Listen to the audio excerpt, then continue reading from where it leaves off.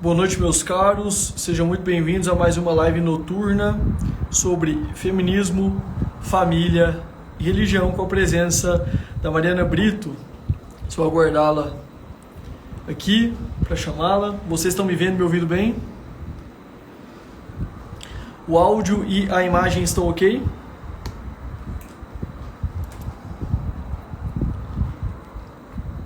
Olá, Laís. Como vocês estão?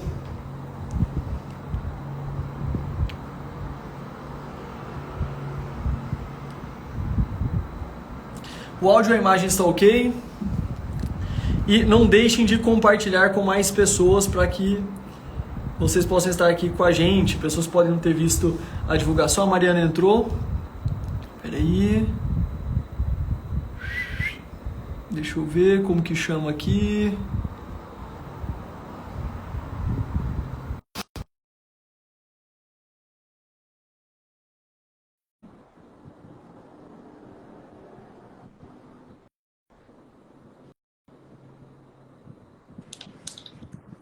Olá, Mariana. Olá! Tudo Tudo bem? Que bem? alegria tê-la aqui. Muito Que obrigado. prazer! Deixa eu só colocar o carregador aqui, porque, né, Fica para não ter tranquilo. Eu nenhum... já encaixei o meu aqui. Boa! Pronto. E aí, meu querido, tudo bem? Um Obrigada pelo prazer convite. conhecê-la. Eu que agradeço você ter aceitado. A história desse convite foi curiosa. Você tinha entrado na live na segunda-feira. Eu fingi normalidade ali. Você entrou na live, fingi ali, acho que não tão bem. A Nicole estava ali no jantar, a gente foi jantar. Ela, você viu quem entrou? Aí eu, a Mariana, ela, pois é, você podia chamar ela pra live. Eu falei, mas será que eu mando agora? Manda agora, né? Então, assim, foi. Ai, que legal. A gente já tinha conversado um pouco aqui pelo inbox, mas que alegria tê-la aqui. Obrigado mesmo por toda a gentileza aqui em aceitar esse convite. E eu pensei nesse tema por ser muito relacionado ao que a gente comenta aqui de formas diferentes. Vou só pontuar aqui de início um pouco para passar a bola para você, para que a gente possa te ouvir mais sobre esses assuntos. Eu tinha pensado em começar ouvindo um pouco mais sobre o feminismo, mais como um gatilho para a gente falar de outros temas. É sempre necessário falar sobre o feminismo, por mais que muito já tenha sido dito, porque é um problema que não para de chegar. Mas eu acho que seria interessante a gente olhar para outros lados e como que isso nos afeta de outras formas, chegando na parte de família e até na vida espiritual, na religião, que acho que isso acaba gerando uma unidade interessante. Eu tenho um interesse especial por esse tema. Aqueles que não me conhecem, sou marido da Nicole, pai da Maria e da Aurora, que está na barriga. Então, como pai de duas mocinhas, passo a me interessar muito mais por esse tema. E também atuo na psicoterapia, principalmente com adultos, na parte de amadurecimento, sofrimento, relacionamentos. Então, eu vejo isso com frequência, afetando Sim. mulheres das mais diversas idades. E elas não sabem explicar a linha histórica, elas não entendem o que está acontecendo, mas a maneira com que ela lida com o marido, com o namorado, com o noivo, isso é muito mais importante do que parece à primeira vista. Eu queria passar a bola para você, a gente começando um pouco mais do feminismo, e se você puder também se apresentar, sei que dispensa apresentações, mas depois vai estar gravado, eu vou colocar no canal, então sempre tem alguém que chega. Claro. E queria passar a bola começando pelo feminismo. Se fosse para você dar aquela visão geral, só para clarear para as pessoas, o feminismo é uma coisa só, tem algumas ondas, e vamos focar um pouco mais no que está acontecendo hoje. E como que isso vai afetando a nossa maneira de ver o homem, a mulher, a nossa vida? Pode discorrer aí com tempo, com Maravilha. tranquilidade. Você falou, você começou falando, né, do seu trabalho como psicoterapeuta. E eu acho que no final das contas, todo o efeito do movimento feminista na vida das mulheres termina aí. O pessoal procurando ajuda. É frequente. Porque parece uma piada de mau gosto, mas isso é muito real, assim, isso é algo Sim. que é muito factível, é muito fácil de você observar. Porque o movimento feminista, ele conseguiu fazer com que as mulheres acreditassem muito na narrativa que, na verdade, não passa de uma propaganda, né, ideológica que é feita. E, a partir disso, elas começaram a se colocar numa posição que é muito atraente aos olhos das pessoas que não são maduras, né? que é o vitimismo. Então, assim, eu sempre estou sofrendo, eu sempre sou a vítima, eu sempre sou oprimida, aquela coisa toda que você deve ver com de forma muito comum no consultório, né? Atendendo pessoas por aí. Então, assim, só para dar uma introdução, né? Para quem não me conhece, meu nome é Mariana Brito, eu sou jornalista, analista de política, e o feminismo é um dos assuntos que sempre me interessou muito. Eu estudo sobre o movimento feminista e as suas vertentes e o seu impacto na sociedade, na história e na cultura há, acho que 13 anos. Eu tenho um curso sobre feminismo que chama Desconstruindo o Feminismo. E quando eu criei esse curso, a minha ideia era justamente trazer um lado da história que é o lado que mais pesa, o lado que está mais alinhado com a verdade sobre o movimento e que é desconhecido, completamente desconhecido pela grande maioria das mulheres que abraça esse movimento. Então, estudando sobre esse assunto, conhecendo esse assunto, eu fui vendo que, apesar de ser um movimento político, ideológico de esquerda, né, o feminismo ele conseguiu, de uma forma muito sutil, ser incutido na cabeça das pessoas por meio da cultura. E aí vem toda aquela coisa, né, todo aquele aparato, né, a mídia, a academia, as escolas, né, o que a gente aprende em sala de aula quando criança. Foi feita uma lavagem cerebral mesmo na nossa cabeça. Então, a gente acabou enraizando no nosso comportamento. A gente, quando eu falo a gente, é a gente mesmo, porque eu me incluo também nisso. Né? Isso acabou sendo enraizado na nossa vida de uma forma que a gente acaba endossando e fomentando essa narrativa, né? Pautas que estão completamente alinhadas ao movimento feminista sem nem saber que é. Né? Então, eu sempre falo que 90% das mulheres que abrem a boca e dizem eu sou feminista não fazem a menor ideia do que elas estão defendendo, né? Porque assim há um desconhecimento profundo sobre o movimento feminista de fato. Então é importante deixar isso muito claro, né? O movimento feminista é um movimento político, ideológico, de esquerda para mulheres de esquerda. Isso é muito importante de deixar claro também. Por quê? Porque se você for uma mulher que não reze a cartilha, né, progressista, Aí não vale. você não vai ser abraçada, você não vai ser acolhida pelo movimento feminista. E eu falo isso com conhecimento de causa, porque aconteceu comigo, né? Eu fui cancelada, digamos assim, na época que o cancelamento nem existia ainda, por feministas, porque eu era, né, na cabeça delas, eu era fascista de extrema direita, então não importava se eu era mulher, né, nesse caso, porque a ideologia ela se sobressai nesse cálculo. Então é isso, assim, o movimento feminista é um movimento político, né? Por se tratar de um movimento político de esquerda com essência majoritariamente revolucionária, é um movimento que tem como objetivo ali chegar à revolução, tá? Eu sei que posso estar falando umas coisas aqui que muita gente vai ouvir falar, nossa, não entendi Não, nada. pode ir. Alguém, Né? um que não entende, pega uma parte, pega outra, aí ela escuta um dia Claro. lá no futuro, ela entende o que você está Sim, falando. sim, mas assim, quando a gente fala sobre o movimento político, a gente precisa entender que se é um movimento político, ele é usado politicamente, né? Então, assim, sempre vai existir ali uma elite, né, que vai manipular as outras pessoas para que essas pessoas sirvam aos seus objetivos, né, aos seus interesses próprios. Então, o movimento feminista não foge dessa regra, né? Continua sendo ali um movimento político. E por ser um movimento político, ele vai, de fato, adentrar em todas as esferas da política, mas ele também é um movimento cultural, né? Então, ele vai chegar em outros pontos, né, que para a gente pode parecer um pouco distante assim, da nossa realidade, mas que, na verdade, ele acaba sendo ainda mais presente e acaba causando um estrago ainda maior. Por quê? Eu estou falando aqui da nossa vida privada, né? Não da nossa vida pública, não da política em si. Não estou falando do Congresso, estou falando da nossa casa, da família. Então, na prática, quando a mulher adere, né, ao movimento feminista, quando ela abraça o movimento feminista, de alguma forma, isso vai impactar na relação que ela tem com o marido, na relação que ela tem com o pai, na relação que ela tem com os filhos, na relação que ela tem com Deus, né? E aí entra num outro ponto da nossa conversa, que é sobre a religião.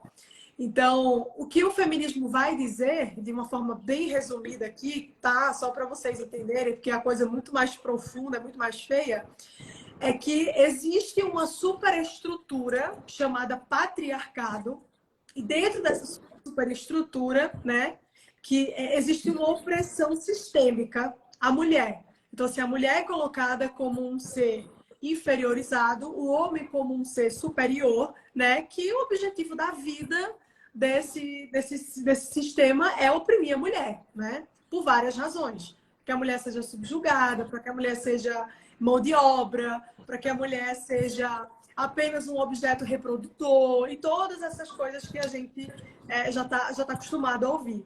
Então, o que o feminismo vai fazer, na verdade, é tentar perpetuar aquela ideia de luta de classe que a gente conheceu lá atrás, com Karl Marx, enfim.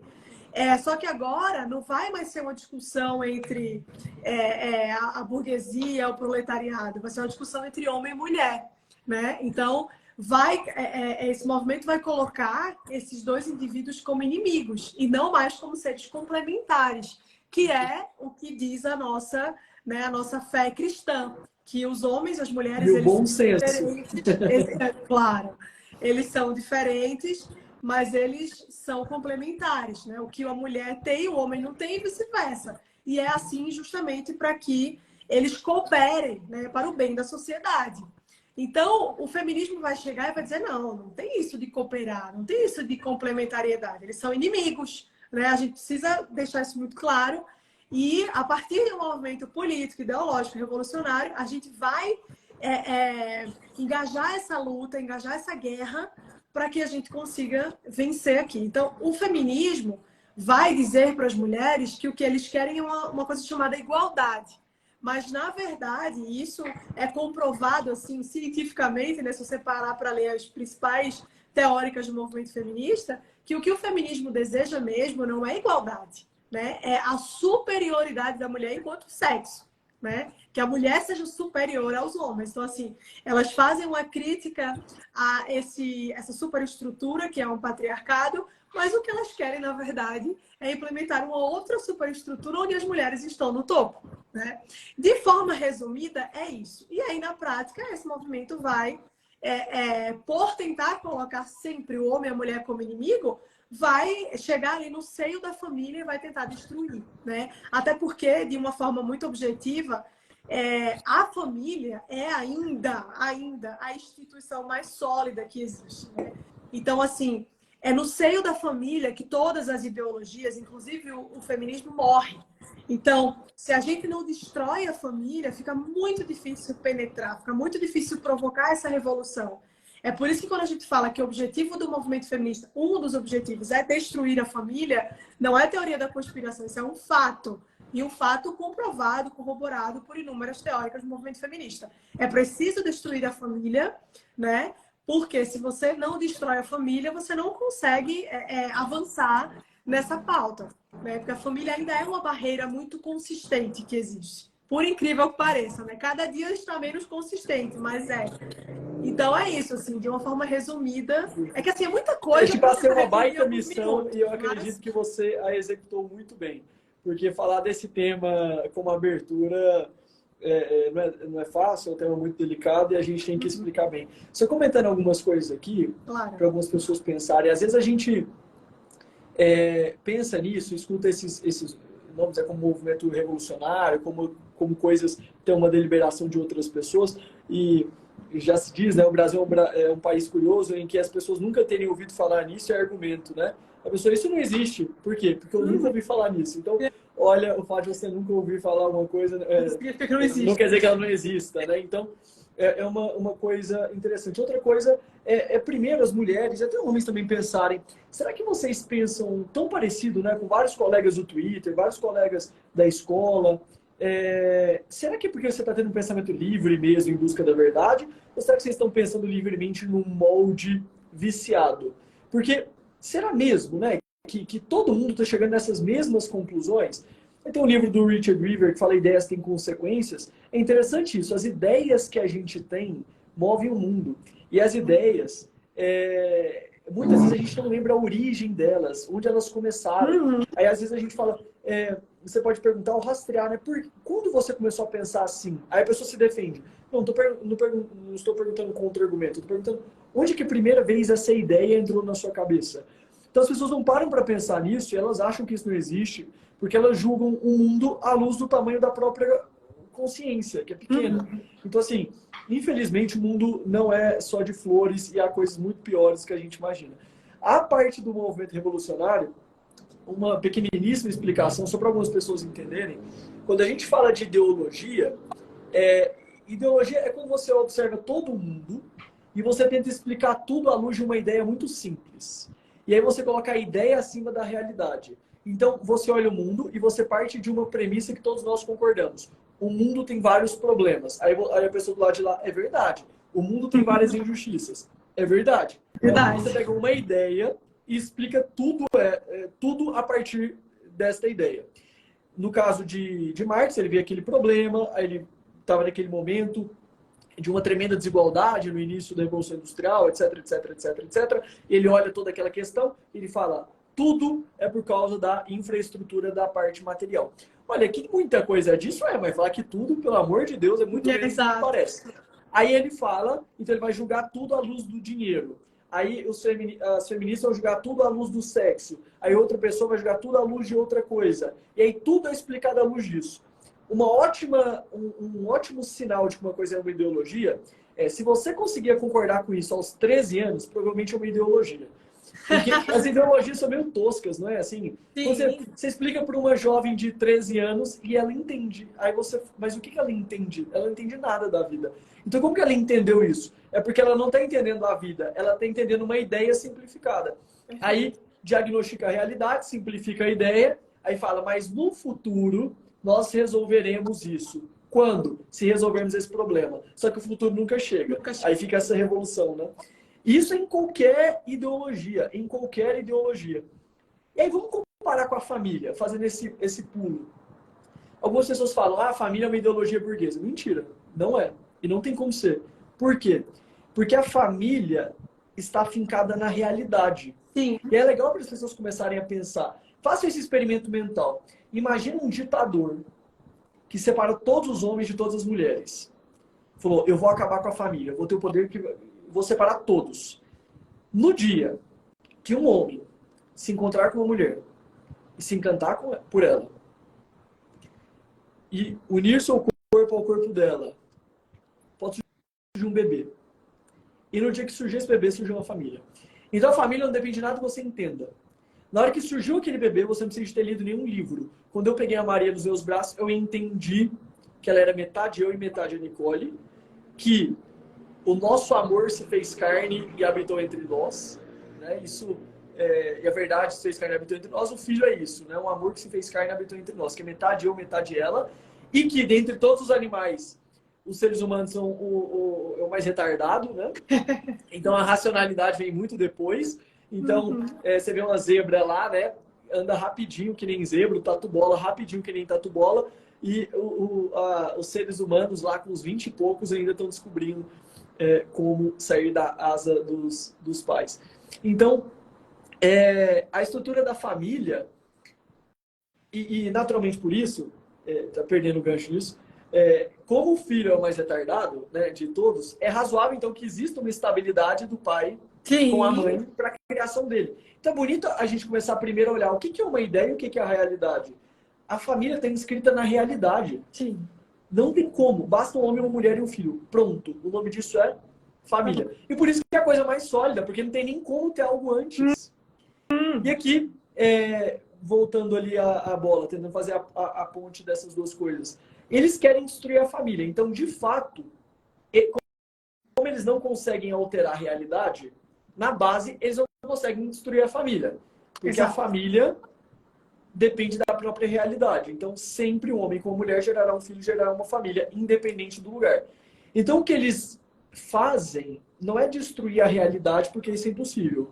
O que eles fazem é, como a ideologia, torna presente a serpente do Éden, que mente, né? Então, ela vem com a língua dupla e engana. o que é mentira? A manipulação da realidade. Então, eles não destroem a família, mas eles vão destruir a percepção que a gente tem da família e nos vão seduzir pela mentira. Vão destruir os símbolos. Aí, voltando, nessa parte, dado que eles não conseguem destruir a família, o que eles vão entrando na cabeça das mulheres e dos homens? Como que eles vão destruindo esses símbolos? E o que você quer dizer quando eles estão destruindo a família? E o que depois a gente pode fazer isso para tentar resgatar e sair um pouco dessa bagunça? A resposta pode ser um pouco longa porque eu sei que a pergunta é aberta, então fica tranquila.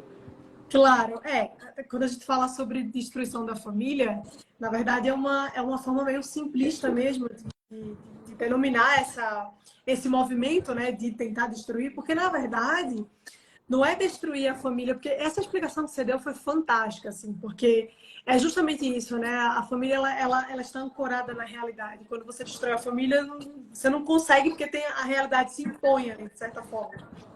Então, o que esse movimento vai fazer, né? E aí, obviamente, esse movimento ele acaba atuando como um tentáculo muito poderoso de um movimento ainda maior, né? Que é ali um movimento revolucionário como um todo, né? A ideia progressista como um todo. E atuando como esse tentáculo, ele vai tentar colocar, ele vai plantar nessa ideia de família algumas outras ideias com o objetivo de desvirtuar, né? Na verdade, de subverter essa definição de família. Então, eles vão fazer isso atacando também o indivíduo.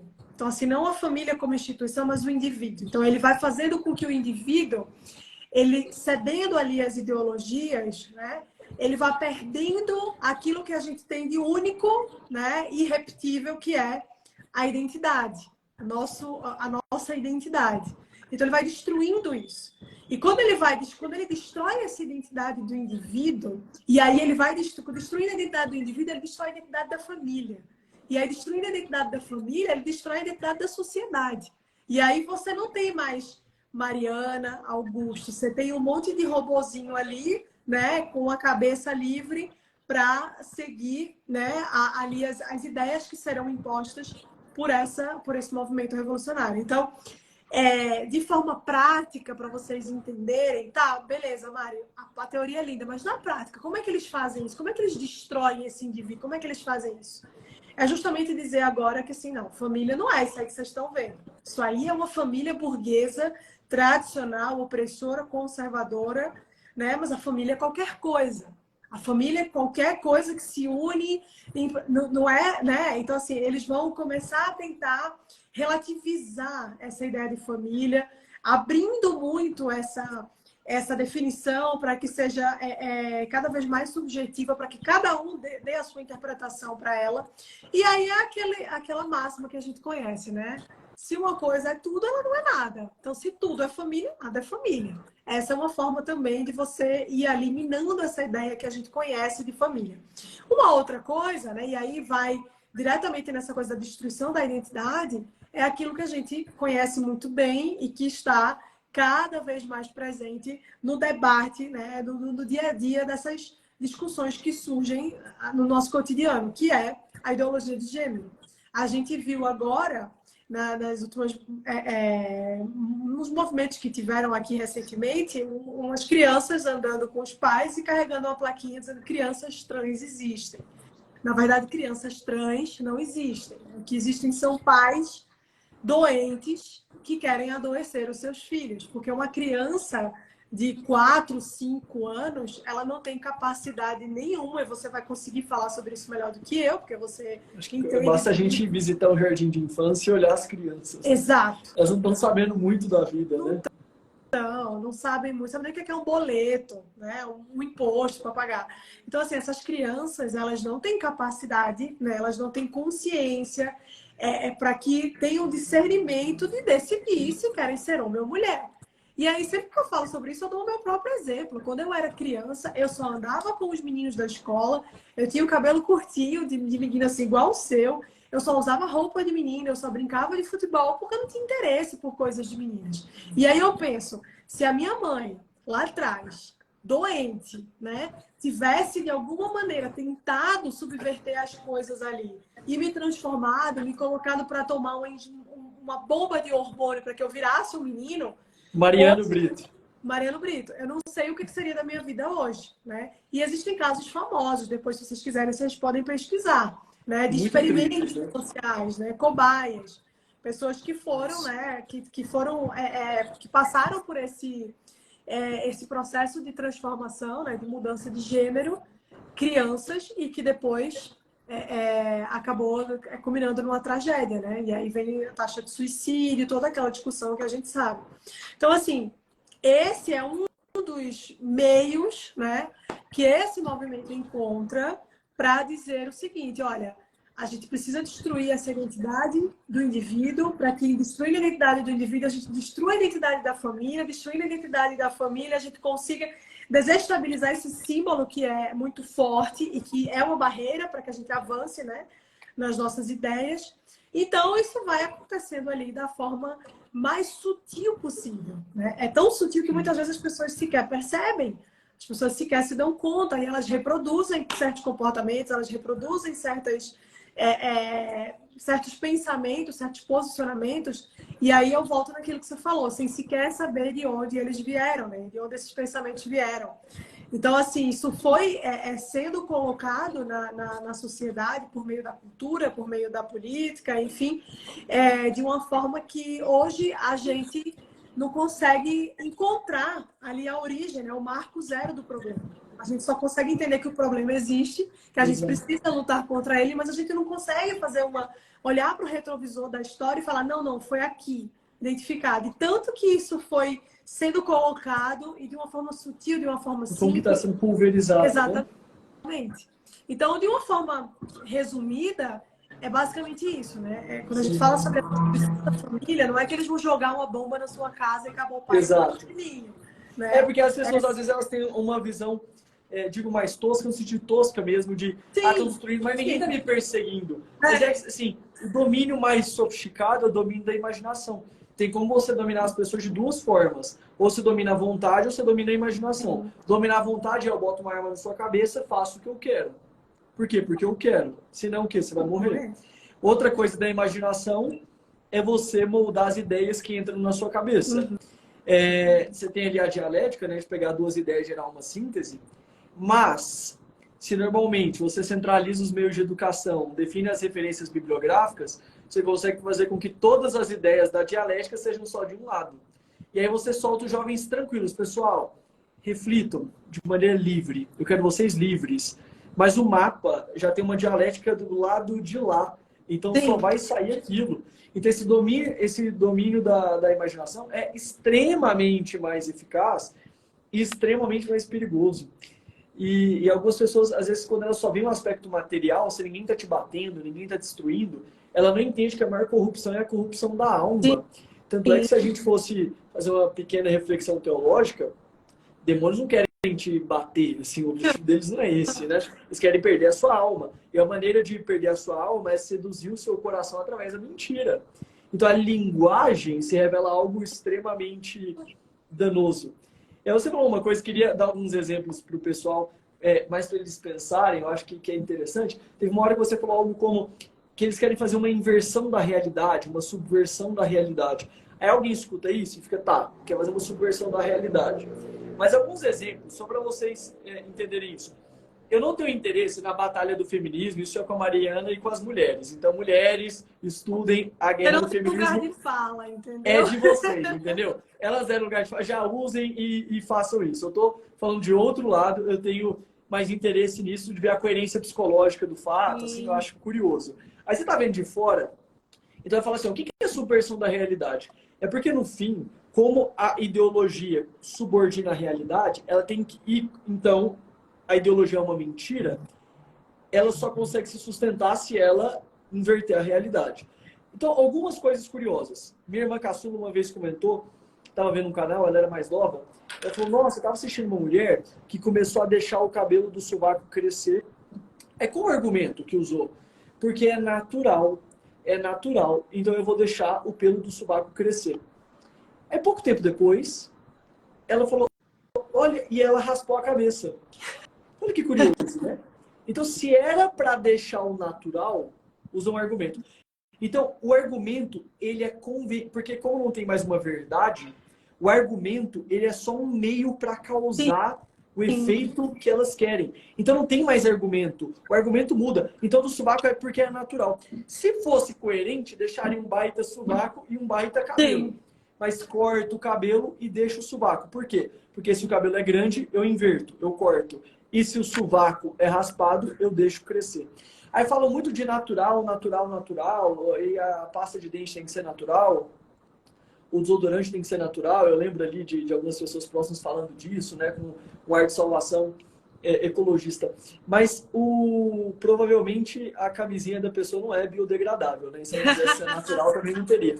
DIU também não é muito natural e anticoncepcional também não.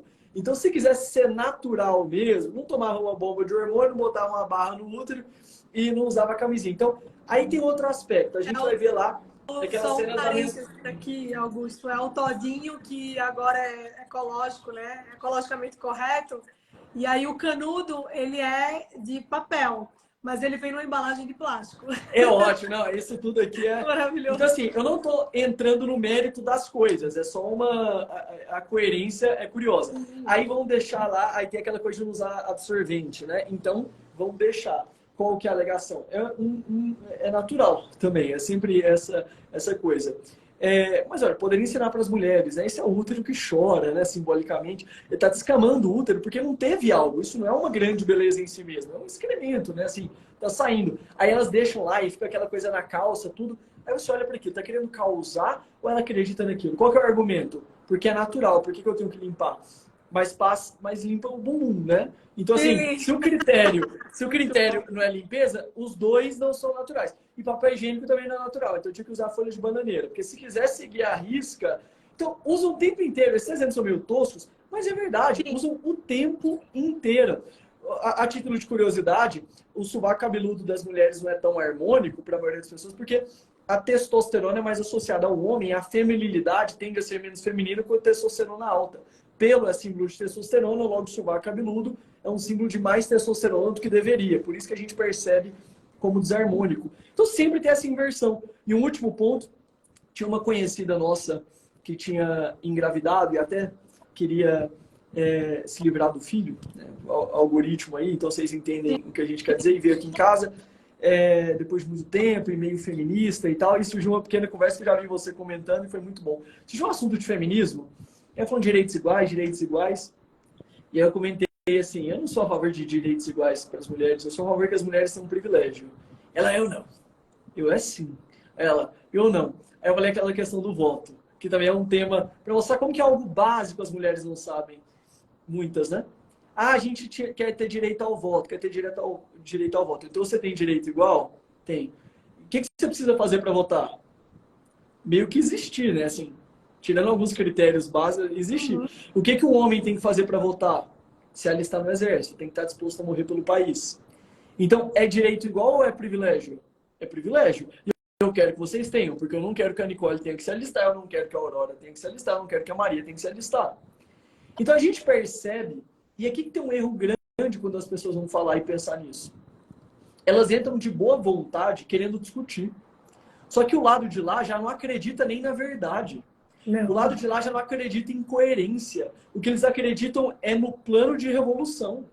Se o objetivo é o plano de evolução, você não pega, vira que nem a serpente que não tem forma, é que nem o sabão que você não segura.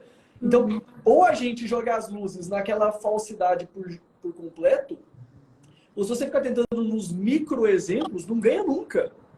Não ganha nunca. Então, assim, acho que isso ajuda um pouco a ilustrar, a ilustrar um pouco da coisa. E jogando um pouco ali também para essa questão da família, agora voltando, você comentou uma coisa muito boa, assim, de aumentar as definições de família. Porque aí a linguagem vai deixando de você reconhecer aquilo. E junto disso, eu vejo muito também aquela negação da vida normal. E aí comento isso para te ouvir sobre esse tema. Quando a gente está falando tudo isso aqui, ser normal dá trabalho. Porque ser normal, a gente vai ter que lutar contra uma série de coisas, de ideias erradas na nossa cabeça. Ser normal envolve responsabilidade, envolve sacrifício. Tenta ser uma mãe de família normal, um pai de família normal, que trabalha, que respeita a esposa, que cuida dos filhos. Isso dá muito trabalho. E não só as definições já são amplas, mas a gente já não tem noção de sacrifício. A gente já não tem noção de amar o próximo. É tudo amor próprio. É tudo para mim. É tudo meu corpo, as minhas regras. É tudo uma autorreferência tremenda. Isso não é só do feminismo, mas também. E aí, jogando para você, como que você vê, assim, além dessas definições e do que você vê das pessoas, essa imaturidade geral, essa incapacidade das pessoas viverem para o outro, essa busca por sempre reinventar a vida, sempre reinventar a roda, aí a moça bate cabeça, aí chega nos 30 e poucos anos, nada deu certo, aí ela não criou família, não trabalhou direito, não estudou direito, aí não é inteligente, não, é burro, não tem família, não tem filho, não tem nada. Como você vê isso, para além das definições, assim, da parte de esse desejo de reinventar a roda constantemente, sabe? Com tristeza, né? Porque, assim, no final das contas, isso é muito ruim, né? Assim, para a mulher de forma individual, né? Assim, eu não vou nem entrar no mérito de que isso reflete diretamente na sociedade, mas individualmente, né? Você pensa, poxa, o que o feminismo e todas essas outras ideologias, né, vai trazer para a nossa vida é um sentimento de ressentimento, de solidão. Você fica sozinho, né? Porque você acaba se tornando uma pessoa chata. E eu sempre brinco que eu falo assim, é a única mulher que realmente fica sozinha é a mulher chata, né? Assim, só existe solidão da mulher chata. Porque todas as outras, elas conseguem se encaminhar na Olha, vida. você falou uma verdade que talvez as pessoas não tenham percebido. Eu falo tanto, um pequeno parênteses, é muito, só fazer, isso é uma coisa engraçada que eu vejo direto. Chega a terapia de casal, Ah, eu tendo a atender separados, porque colocar os dois juntos é comum que dê problema, nossa. então eu escuto os dois separados para maior tranquilidade. Eu, além da terapia, funciono como um diplomata. Aí normalmente é assim: a mulher chega com uma lista. O que eu quero que ele melhore? Tem que melhorar, tem que ser mais maduro, joga videogame, não lava a louça direito, não me procura tanto, não tá trabalhando, ou não sei o que, fica curtindo foto de mulher no Instagram, fica olhando bunda, descobrir que tá vendo pornografia, não valoriza a religião, só tá preocupado com... É uma lista. Do que eu falei aqui, várias mulheres viram, é verdade, é verdade. A lista é assim, então é pra eu mudar tudo isso nele. E assim, não sei o que, é uma lista enorme. Quase sempre quando o homem fala é algo assim, o que você queria? Ele, Aquela eu parada de queria reclamar. paz. Não, eu queria paz. Eu queria um pouco de paz. Aí normalmente é um pouco, podia se arrumar um pouco mais e arrumar a casa. A casa podia ficar um pouco mais arrumada. Mas isso daqui dá, nossa, ela fala muito na minha orelha, fala muito, eu queria paz. Então isso que você falou é uma verdade muito maior do que as pessoas podem imaginar. A única mulher que fica sozinha é a mulher chata, gente. Porque você fala da solidão da mulher gorda. Não, não, não, não, não. Ela vai arrumar alguém. Se ela for gente Você tem boa, razão, viu? ela vai arrumar. Agora, a mulher chata, o destino dela é a solidão, é ficar sozinha mesmo.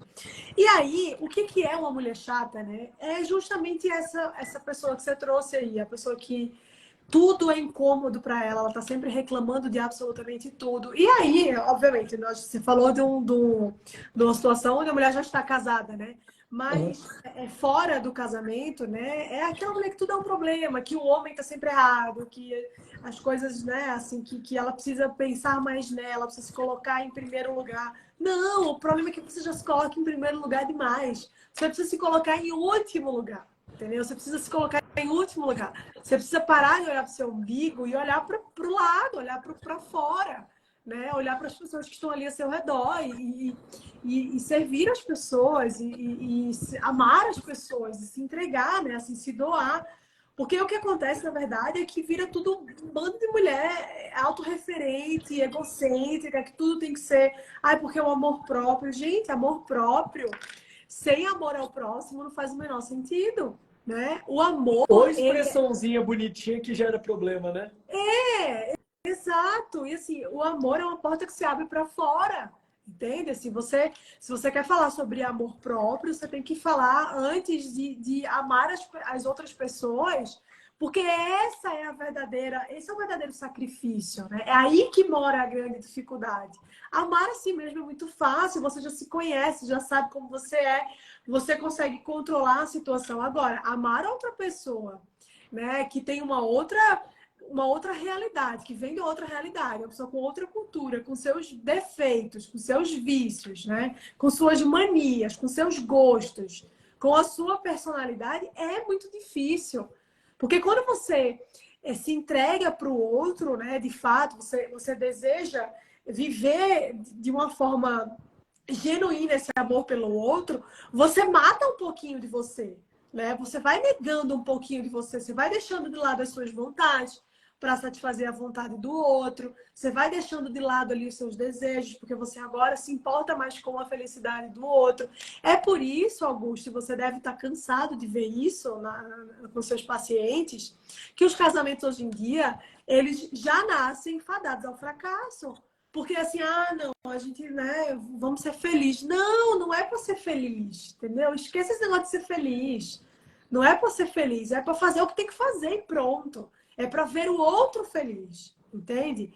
Então, assim, quando você não entende a coisa dessa forma e você está sempre se colocando ali no topo da hierarquia do negócio, né? Sempre se colocando num pedestal de que eu mereço todas as atenções do mundo, eu mereço isso, eu mereço. Você não merece nada, entendeu? Você tem que dar graças a Deus pelo que você tem, que você não é nem digno disso, e mesmo assim Deus te dá um monte de coisa, de graça, de coisa boa, porque Ele é infinitamente generoso.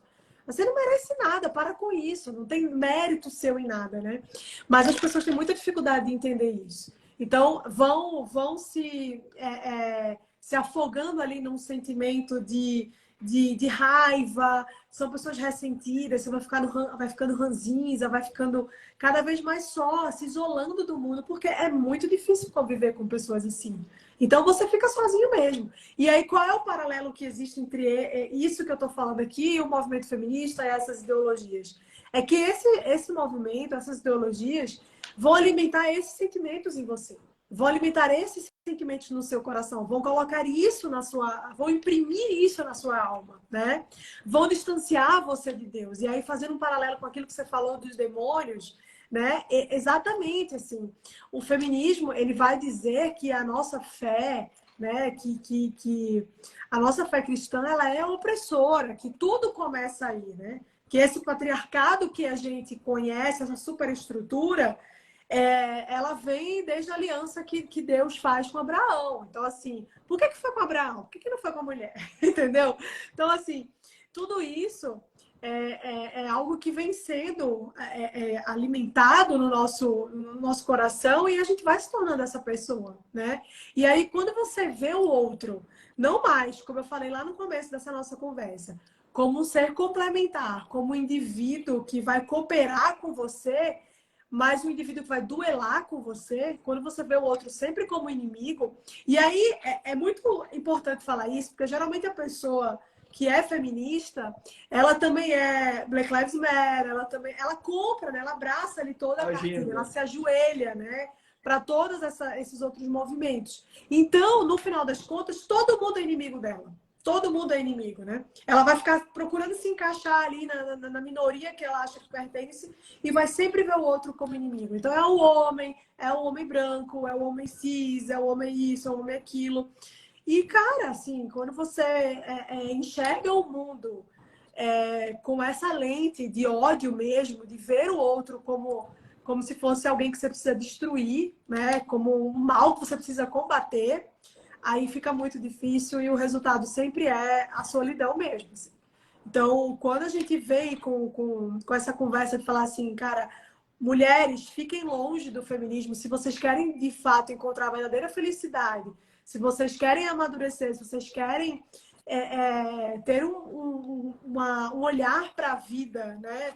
Que é um olhar de serenidade mesmo, e aqui serenidade eu falo de uma coisa mais transcendente, você tem que ficar completamente distante dessas ideologias, porque essas ideologias elas vão corromper assim o seu espírito, né? Porque o que eles querem no final das contas, e aí mais uma vez é o que eu falei antes, né? A coisa da identidade, assim, você não importa para esse movimento, você é só um número, você é só uma ferramenta, entendeu? De implementar aquele método revolucionário. Você não é você. Então, eu não sou Mariana para essas pessoas. Eu sou uma mulher.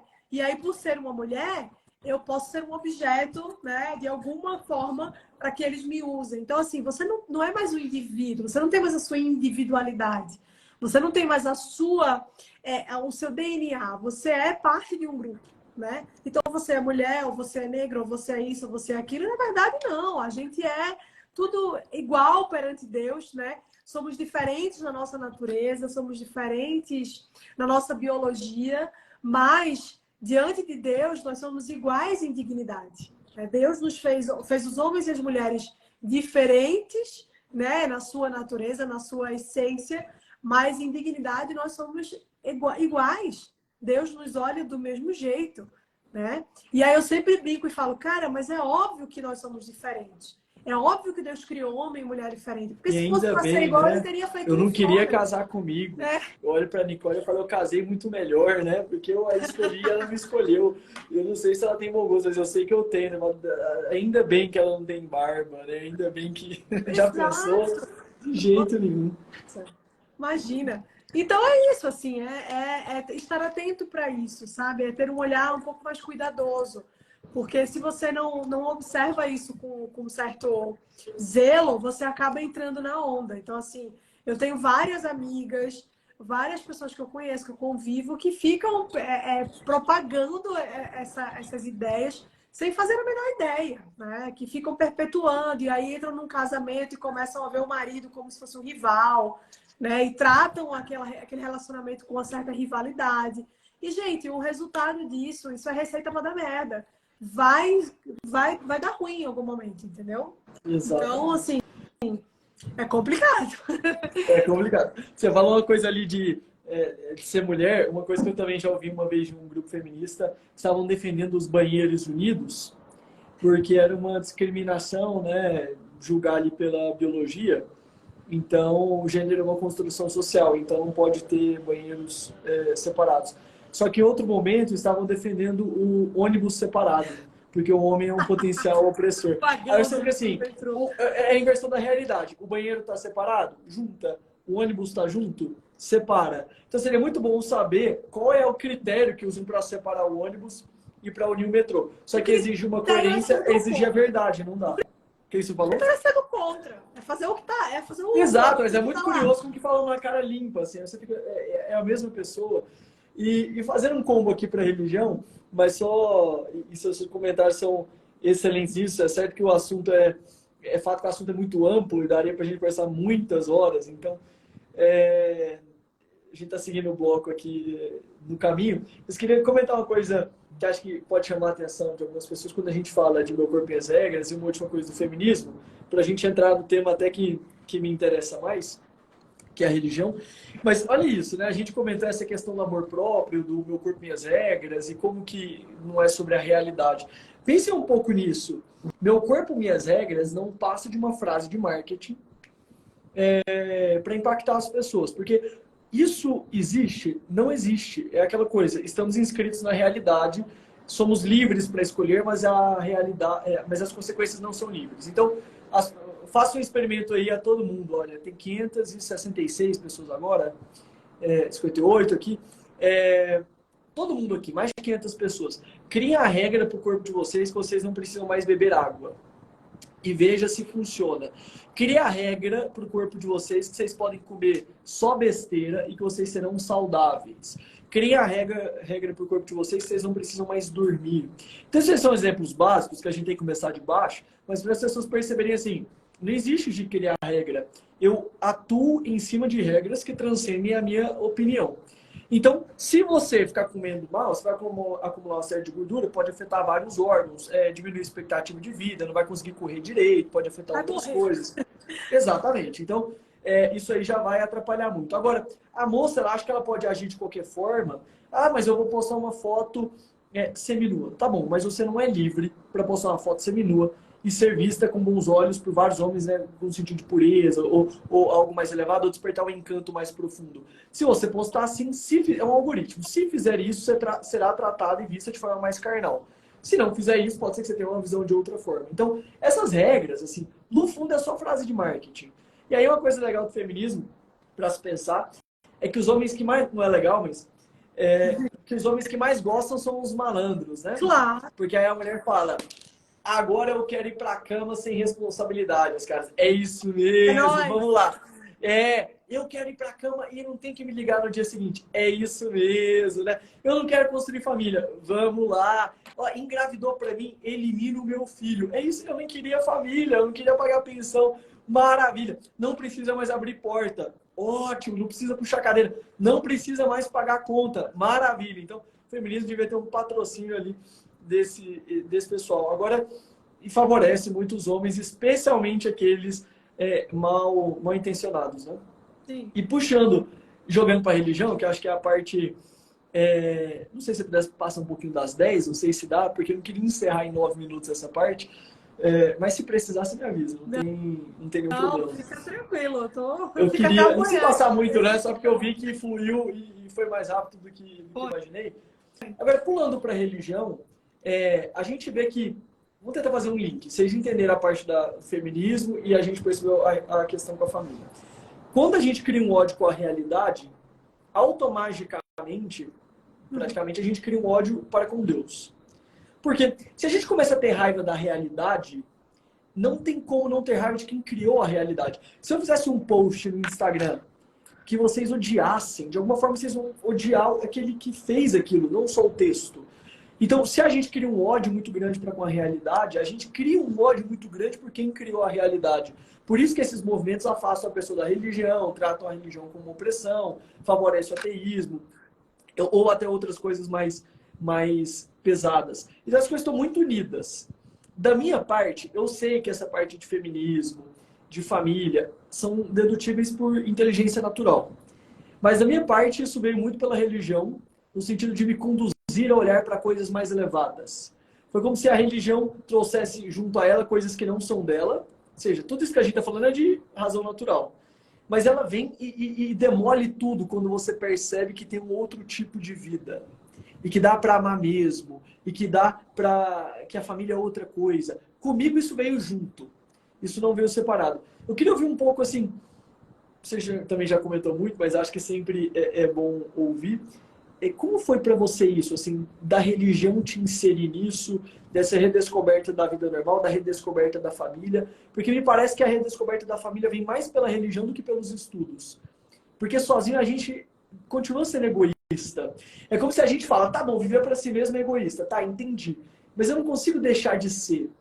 Aí parece que a religião é aquela coisa que age na alma para você deixar de ser egoísta. E aí, como a família é muito mais difícil que a empresa, de forma geral, quem valoriza a família valoriza a religião. Como foi para você essa conexão e essa percepção da religião com outros olhos? Muito bom você perguntar isso, porque, para quem não sabe, né, eu me converti há pouco tempo, né? Eu era ateia, militante de Facebook, para vocês terem ideia.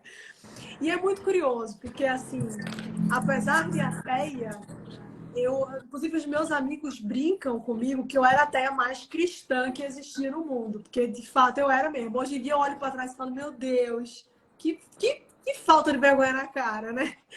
O meu ateísmo, na verdade, ele era fruto de uma birra que eu tinha com Deus, mas não de uma negação da existência dele, né? Então eu acabava negando a existência de Deus por birra.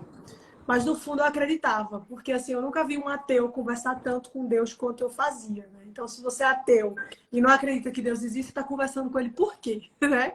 Não faz o menor sentido. Mas o que acontece? Essas questões todas sobre ideologia, movimento feminista, elas apareceram para mim muito antes da minha conversão, muito antes. E isso se deu especialmente por uma questão política, né? Lá atrás, num passado muito distante, na minha juventude, eu fui de esquerda, eu era militante de esquerda, né? Eu fui petista, doente, saía assunto para outro momento. Quer dizer, é melhor a gente nem tocar nesse assunto. Exato. Vamos pular essa parte. Vamos virar a página. Essa parte Então, é muito pesada para essa live. Essa live estava vai leve cair até a live, aqui. vai cair a live. Isso. Então, assim, mas eu tive esse passado que me condena um pouco, né? E quando eu fui crescendo, assim, fui amadurecendo um pouco mais, eu comecei a ver que aquilo não fazia o menor sentido, né? Politicamente falando, não fazia o menor sentido. E aí eu comecei a me interessar por outras por outras vertentes, né? E comecei a ler a respeito do movimento liberal, né? Do liberalismo, do conservadorismo. E aí eu meio que saí de um extremo e fui meio que para um outro, assim, né? Eu era de esquerda militante, aí eu virei mega liberalzona, Ayn Rand, né? Objetivista, é aquela coisa de princípio da não agressão, se não fez mal para ninguém, pode fazer o que quiser e tal. Nananã. Isso durou pouco tempo. Até que eu comecei a ver que isso também não fazia muito sentido para mim. E aí, Normalmente o processo é esse mesmo, né? O liberalismo depois do... Isso, exato. É um movimento quase que natural, assim, de muitas pessoas. Uhum. E aí, depois eu comecei a ver, olha, isso aqui também não faz muito sentido. Isso aqui é a outra ponta do negócio, assim. No final das contas, eles meio que conversam ali entre si. E aí eu comecei a estudar e buscar aprender mais sobre uma filosofia política mais conservadora, né? Uma coisa mais ali, calma, vamos pôr nos skates aqui, vamos tentar entender as coisas, vamos agir com um pouco mais de prudência, de ceticismo, né? De responsabilidade, né? E aí isso também traz ali um elemento transcendente, porque o pensamento conservador, ele necessariamente engloba esse pensamento transcendente, não uma religião em si, mas uma transcendência, né? Ele não ignora isso. E aí aquilo, para mim, fez muito sentido, né? Aquilo, para mim, casou com o que eu acreditava, de fato, e que eu não sabia muito bem colocar em palavras, colocar em ideias. Então, foi um encontro ali de quem eu era, né? Daquilo que eu realmente, do que eu realmente acreditava, né? Dos meus valores, com um posicionamento político. Então, assim, por essa razão, né, por conta de um posicionamento político, essas outras ideias todas, essas ideologias todas de progressistas, revolucionárias, elas não faziam sentido para mim. Então, eu comecei a eliminar essas coisas, comecei a olhar essas coisas com outros olhos por causa da política. Mas eu sou muito grata à política, porque a política me trouxe até aqui, né? A política me fez conhecer muitas pessoas que foram fundamentais no meu processo de conversão. E hoje em dia eu consigo olhar para trás e ver que talvez isso tenha sido uma ponte que ligou as coisas, né? Que conectou as coisas. Então, por causa da política, eu rejeitei essas coisas lá atrás, essas ideias lá atrás, mas com a minha conversão, isso foi como se fosse uma pá de terra assim, em cima do buraco, sabe? Então, tipo assim, olha, eu já entendo um pouco a coisa, mas a minha conversão, a fé, veio para consolidar aquilo que eu já entendia. Porque você falou uma coisa muito interessante que por mais que a gente tente buscar esse conhecimento por meio da vida intelectual, a vida intelectual, ela não basta, né? Então, assim, quando eu me converti sem fé, né? Assim, a minha conversão foi uma conversão intelectual. Eu decidi que eu acreditaria em Deus. Eu decidi. Eu falei, eu não acredito, eu não tenho fé, mas eu vou viver como se eu tivesse. A partir de hoje está decidido. Eu vou viver como se Deus existisse. Só que aí, isso, por um tempo, funcionou. Depois eu comecei a perceber que faltava alguma coisa. Que não adiantava eu ir à missa e não ter vontade de estar ali, não entender o que aquilo significava e não sentir nada, né? Porque você precisa sentir alguma coisa também. Eu não falo aqui de um sentimentalismo barato, claro, uma lógico. coisa carísmatica. Mas a gente não é anjo, a gente tem corpo também, né? Então Exato, a gente sente. tem corpo, né? A gente é sensitivo também. Então, até que conversando uma vez com um amigo, eu falei para ele, cara, eu tô vivendo como se Deus existisse, mas eu não tenho fé. O que eu faço para ter fé? E aí ele falou assim, uai, peça. Aí eu peço para quem? Ele, para Deus. Ué, a fé é um dom. Você tem que pedir para Deus. Eu falei, é assim? Então tá bom. E aí eu comecei a pedir a Deus que me desse fé. E hoje em dia, claro, né? Quando eu falo que tenho fé, eu sei que é uma fé falha, miserável, porque a gente é isso aí mesmo. Mas hoje em dia eu tenho esse sentimento. Então, assim, não adianta só você apreender as coisas. Você precisa sentir as coisas, né? Essa é a coisa transcendente que existe, né? Que liga o material com o que não é material. Então, quando eu me converti, quando eu passei a entender as coisas e observar as coisas com essa perspectiva que existe, né, através da fé, aí eu comecei a ver como tudo aquilo que eu percebia lá atrás, no final das contas, chega nesse ponto.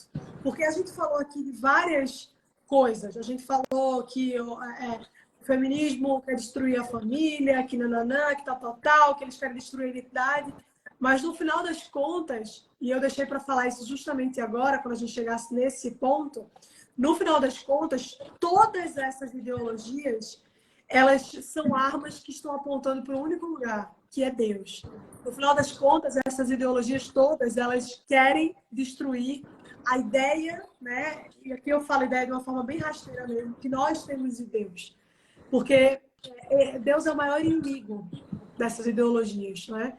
Então, quando eu me converti, quando eu entendi as coisas e quando eu passei a viver a minha fé, eu sou católica, para quem não sabe, ali sim, a coisa meio que concretizou, né? Aqueles posicionamentos, aquela coisa toda que eu já tinha ali de uma forma meio que veio por uma via intelectual, né? Intelectual que eu falo aqui sem soberbo, tá? Intelectual por meio dos estudos. Aquilo ali meio que fechou, né? E a coisa ficou toda redonda. Eu falei, tá explicado agora, né? Agora eu consigo entender essa repulsa, agora eu consigo entender. E aí, fazendo um paralelo, né? Quando eu falei que eu era ateia, mas cristã que existe, eu consigo entender também por que eu rejeitava tanto essas coisas. Porque eu achava que eu era ateia. No fundo, eu não era. No fundo, eu acreditava em Deus. Eu só queria que Deus aparecesse para mim, assim, como um passe de mágica. Acho que era isso. Então, apesar de não saber transformar isso de uma forma material mesmo, materializar essa fé, entre aspas, que eu tinha, essa crença que eu tinha de que Deus de fato existia, essa rejeição a essas ideologias era também reflexo da minha fé, né? Uma fé que estava ali apagada, estava ali escondida e que hoje em dia eu consigo vivê-la. Mas então a coisa se deu para mim dessa forma, né? Não foi uma coisa que eu enxerguei por meio da religião. Na verdade, eu enxerguei a religião por meio da rejeição dessas ideologias. Olha que doido, né? Porque no final das contas... Deus tem seus caminhos. Deus tem seus caminhos. É muito doido, né? É muito doido. Mas eu quero ver mais duas coisas, mais duas perguntas, só para jogar aqui para conduzir. Uma assim, quando a gente fala de religião, tem três grandes pontos. Você falou do primeiro, eu quero ver os outros dois, que é assim, tem três grandes pontos quando a gente vai pensar na religião, porque o Chesterton comentava ali na Ortodoxia assim, ele escreveu isso em 1908. Hoje em dia as pessoas dizem que no fundo as religiões são todas iguais. Mas quem diz que as religiões no fundo são todas iguais, normalmente são as pessoas que não entendem nada de religião, porque é justamente no fundo que elas são diferentes. Só vou contextualizar isso para eu fazer a pergunta e quero ouvir como foi. Aí ele fala assim, como assim, né? As pessoas que dizem isso, as que não entendem. Ele fala, as pessoas comparam as religiões mais ou menos como comparariam jornais. Todos eles têm escritórios, editores, jornalistas, papel, prensa, etc., logística. Mas dizer que eles são iguais por causa disso é só dizer que concordam nos métodos e não na essência. Para saber se os jornais são iguais, você deveria lê-los e não ver os métodos. Então as religiões concordam nos métodos. Algum lugar tem que ter. Aí é o templo, a igreja. Algum livro, alguma coisa escrita tem. Aí é o livro sagrado. Algum tipo de oração tem, porque vai falar com Deus por carta? Não, então vai ter alguma oração, vai ter alguma tradição. Vai falar da morte, vai falar de Deus. Se não falar da morte de Deus, também não é religião. Agora, depois que concordam com isso, todo o resto é diferente. Sim. E aí, tem três grandes coisas da religião, que a gente poderia analisar várias, e a gente poderia pensar, né? Por que a fé cristã? Tem tantas outras, né? Então, primeiro, se Deus existe ou não, é se a gente crê em Deus ou se a gente é ateu. Aí, se a gente crê em Deus, aqui a gente é teísta, a gente crê em Deus. Só que ser cristão tem uma outra coisa, que é sobre Cristo. E é bonito a gente pensar, né? Hoje é 14 de junho de 2023, anos depois que este homem nasceu. Tem pessoas na nossa família que nem lembram do nosso aniversário, e ele dividiu a história do mundo de antes e depois. Aí a gente fala que ele morreu, ele é nosso salvador, e a gente não sabe muito bem nos salvou do quê. Aí é nosso redentor, não sabe o que redimiu do quê. E parece que ele teve ensinamentos muito belos, a gente fala ensinou, mas ensinou o quê? No final a gente procura isso, e a gente fala, tá, o que é ser cristão? E aí, o ponto-chave só definindo essa linha, é que o cristianismo tem uma afirmação que nenhuma outra religião tem. Eu estou falando antes de ser católico. O cristianismo tem uma afirmação que nenhuma outra religião tem, que é Deus se fez homem e habitou entre nós. Então tem um homem que é Deus. Ninguém disse isso. Ninguém nunca disse isso em nenhuma religião. Tem uma alegação que é a mais bizarra das alegações, que o homem se fez Deus. Até na Ave Maria, na parte da súplica, né? Santa Maria, Mãe de Deus. Mãe da natureza humana, mas enquanto pessoa que tem natureza humana divina, é mãe de Deus. Ou quando ele falava, né? Para as pessoas aqui ouvindo, a gente fala, pode perguntar, é um ensinamento cristão. Ele falava assim, ame o próximo como a ti mesmo. Mas não precisa ser cristão para isso, pode ser hippie, né? Assim, amo o próximo, bro, e tal. Mas o ensinamento completo dele, né? Imagina se eu falo aqui, Mariana, ame a Deus sobre todas as coisas e ao próximo como a ti mesmo. Mas a mim, Mariana, você tem que me amar acima como você ama o seu marido, a sua filha, acima como você ama os seus pais, acima do que você ama a si mesma, porque senão você não é digno de mim. Você fala, então, Augusto, tem um remedinho ali para você, né? Um psiquiatra, né? Meio louco. E ninguém disse isso. Aristóteles não disse isso, Sêneca não disse isso, Buda não disse isso.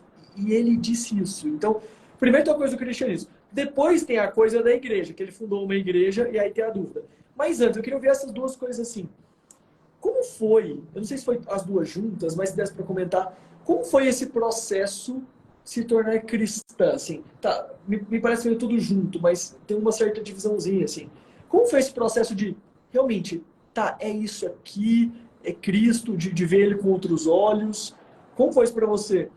E depois, e de ser católica? Porque a gente pode olhar para isso e falar, tá, mas por que essas coisas da igreja? São meio que dois problemas diferentes que às vezes vêm juntos. Eu não sei como foi para você, como eu cresci numa tendência bem anticatólica, eu não queria ser católico. Então eu me tornei cristão e depois católico. Eu passei uns meses à deriva tentando não ser católico e tentando achar alguma saída. Mas queria ouvir essas duas coisas. Você falou de Deus. Como foi essa questão do cristianismo para você e depois de ser católica? Na verdade, não, as duas coisas não vieram juntas, não. Mas, de alguma forma, o cristianismo, a conversão ao cristianismo, ela era muito genérica para mim, sabe? Assim, o que? Acredito em Deus, acredito que Jesus é Deus e ok. Sem aprofundar muito, porque se aprofundasse muito, eu já não sabia o que eu estava defendendo ali.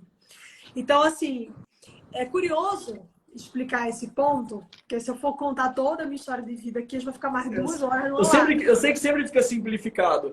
Tá? A história nunca é do mesmo jeito, mas do que der para comentar ia ser muito Nunca é do mesmo jeito.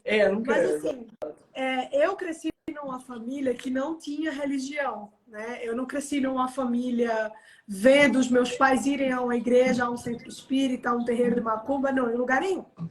Então era aquela coisa, eu acredito em Deus. Todo mundo acreditava em Deus. As pessoas viviam, né, conforme os mandamentos de alguma forma, né, não matar ninguém, não roubar, tal. Mas também era uma coisa muito genérica, né?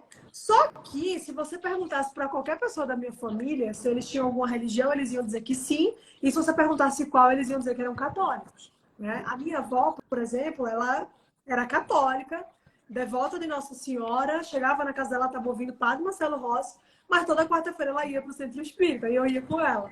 Então, assim, era a famosa brasileira, né? Que eu digo que é a igreja protestante kardecista apostólica romana. O sincretismo brasileiro. O Brasil tem coisas que só a gente tem. A mistura do Brasil com o Egito. Então, eu cresci nessa família que não tinha, né, nenhum direcionamento religioso, né? E eu fui estudar em uma escola adventista.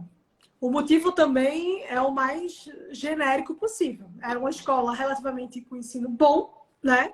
Que meus pais podiam pagar e que ficava perto da minha casa. Esse era o motivo. Não era por ser adventista, até porque se você perguntar para minha mãe o que é, né? O que os adventistas do sétimo dia defendem, ela vai... What the fuck? A verdade é essa. Então, eu estudei em escola adventista e em algum determinado momento da minha vida, eu quis me batizar na igreja adventista. Então, eu me tornei adventista, né? Fiz ali o batismo das águas e tal, né?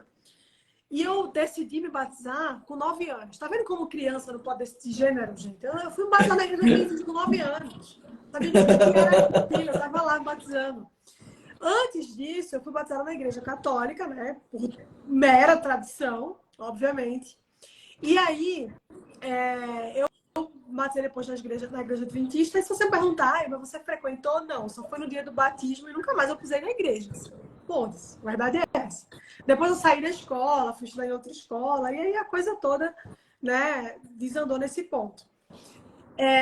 Na minha adolescência, né, adolescência já mais tarde, assim, eu, como naturalmente toda adolescente eu me tornei aquela pessoa rebelde. Eu sempre gostei muito de ler, sempre gostei muito de literatura. Então, com 14, 15 anos, eu inventei de ler Nietzsche.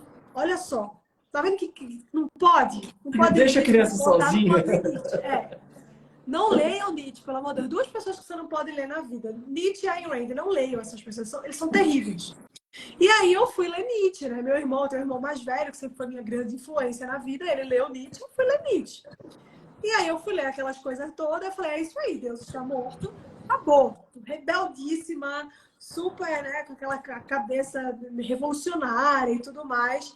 E ali eu comecei a entrar, né? A ter um interesse, assim, por essas coisas da fé, da religião, mas sempre no sentido de tentar provar, não para os outros, mas para mim mesmo, de que tudo isso não passava do quê? Do ópio do povo, né? Assim, não, religião, esquece, isso aí é controle social, é isso, aquilo outro. Deus é uma invenção para o Deus, nosso desamparo. exato, né? Deus é uma invenção do patriarcado. E aí, eu meio que fui levando a vida assim, né? Sem ter nenhum direcionamento, nem nada.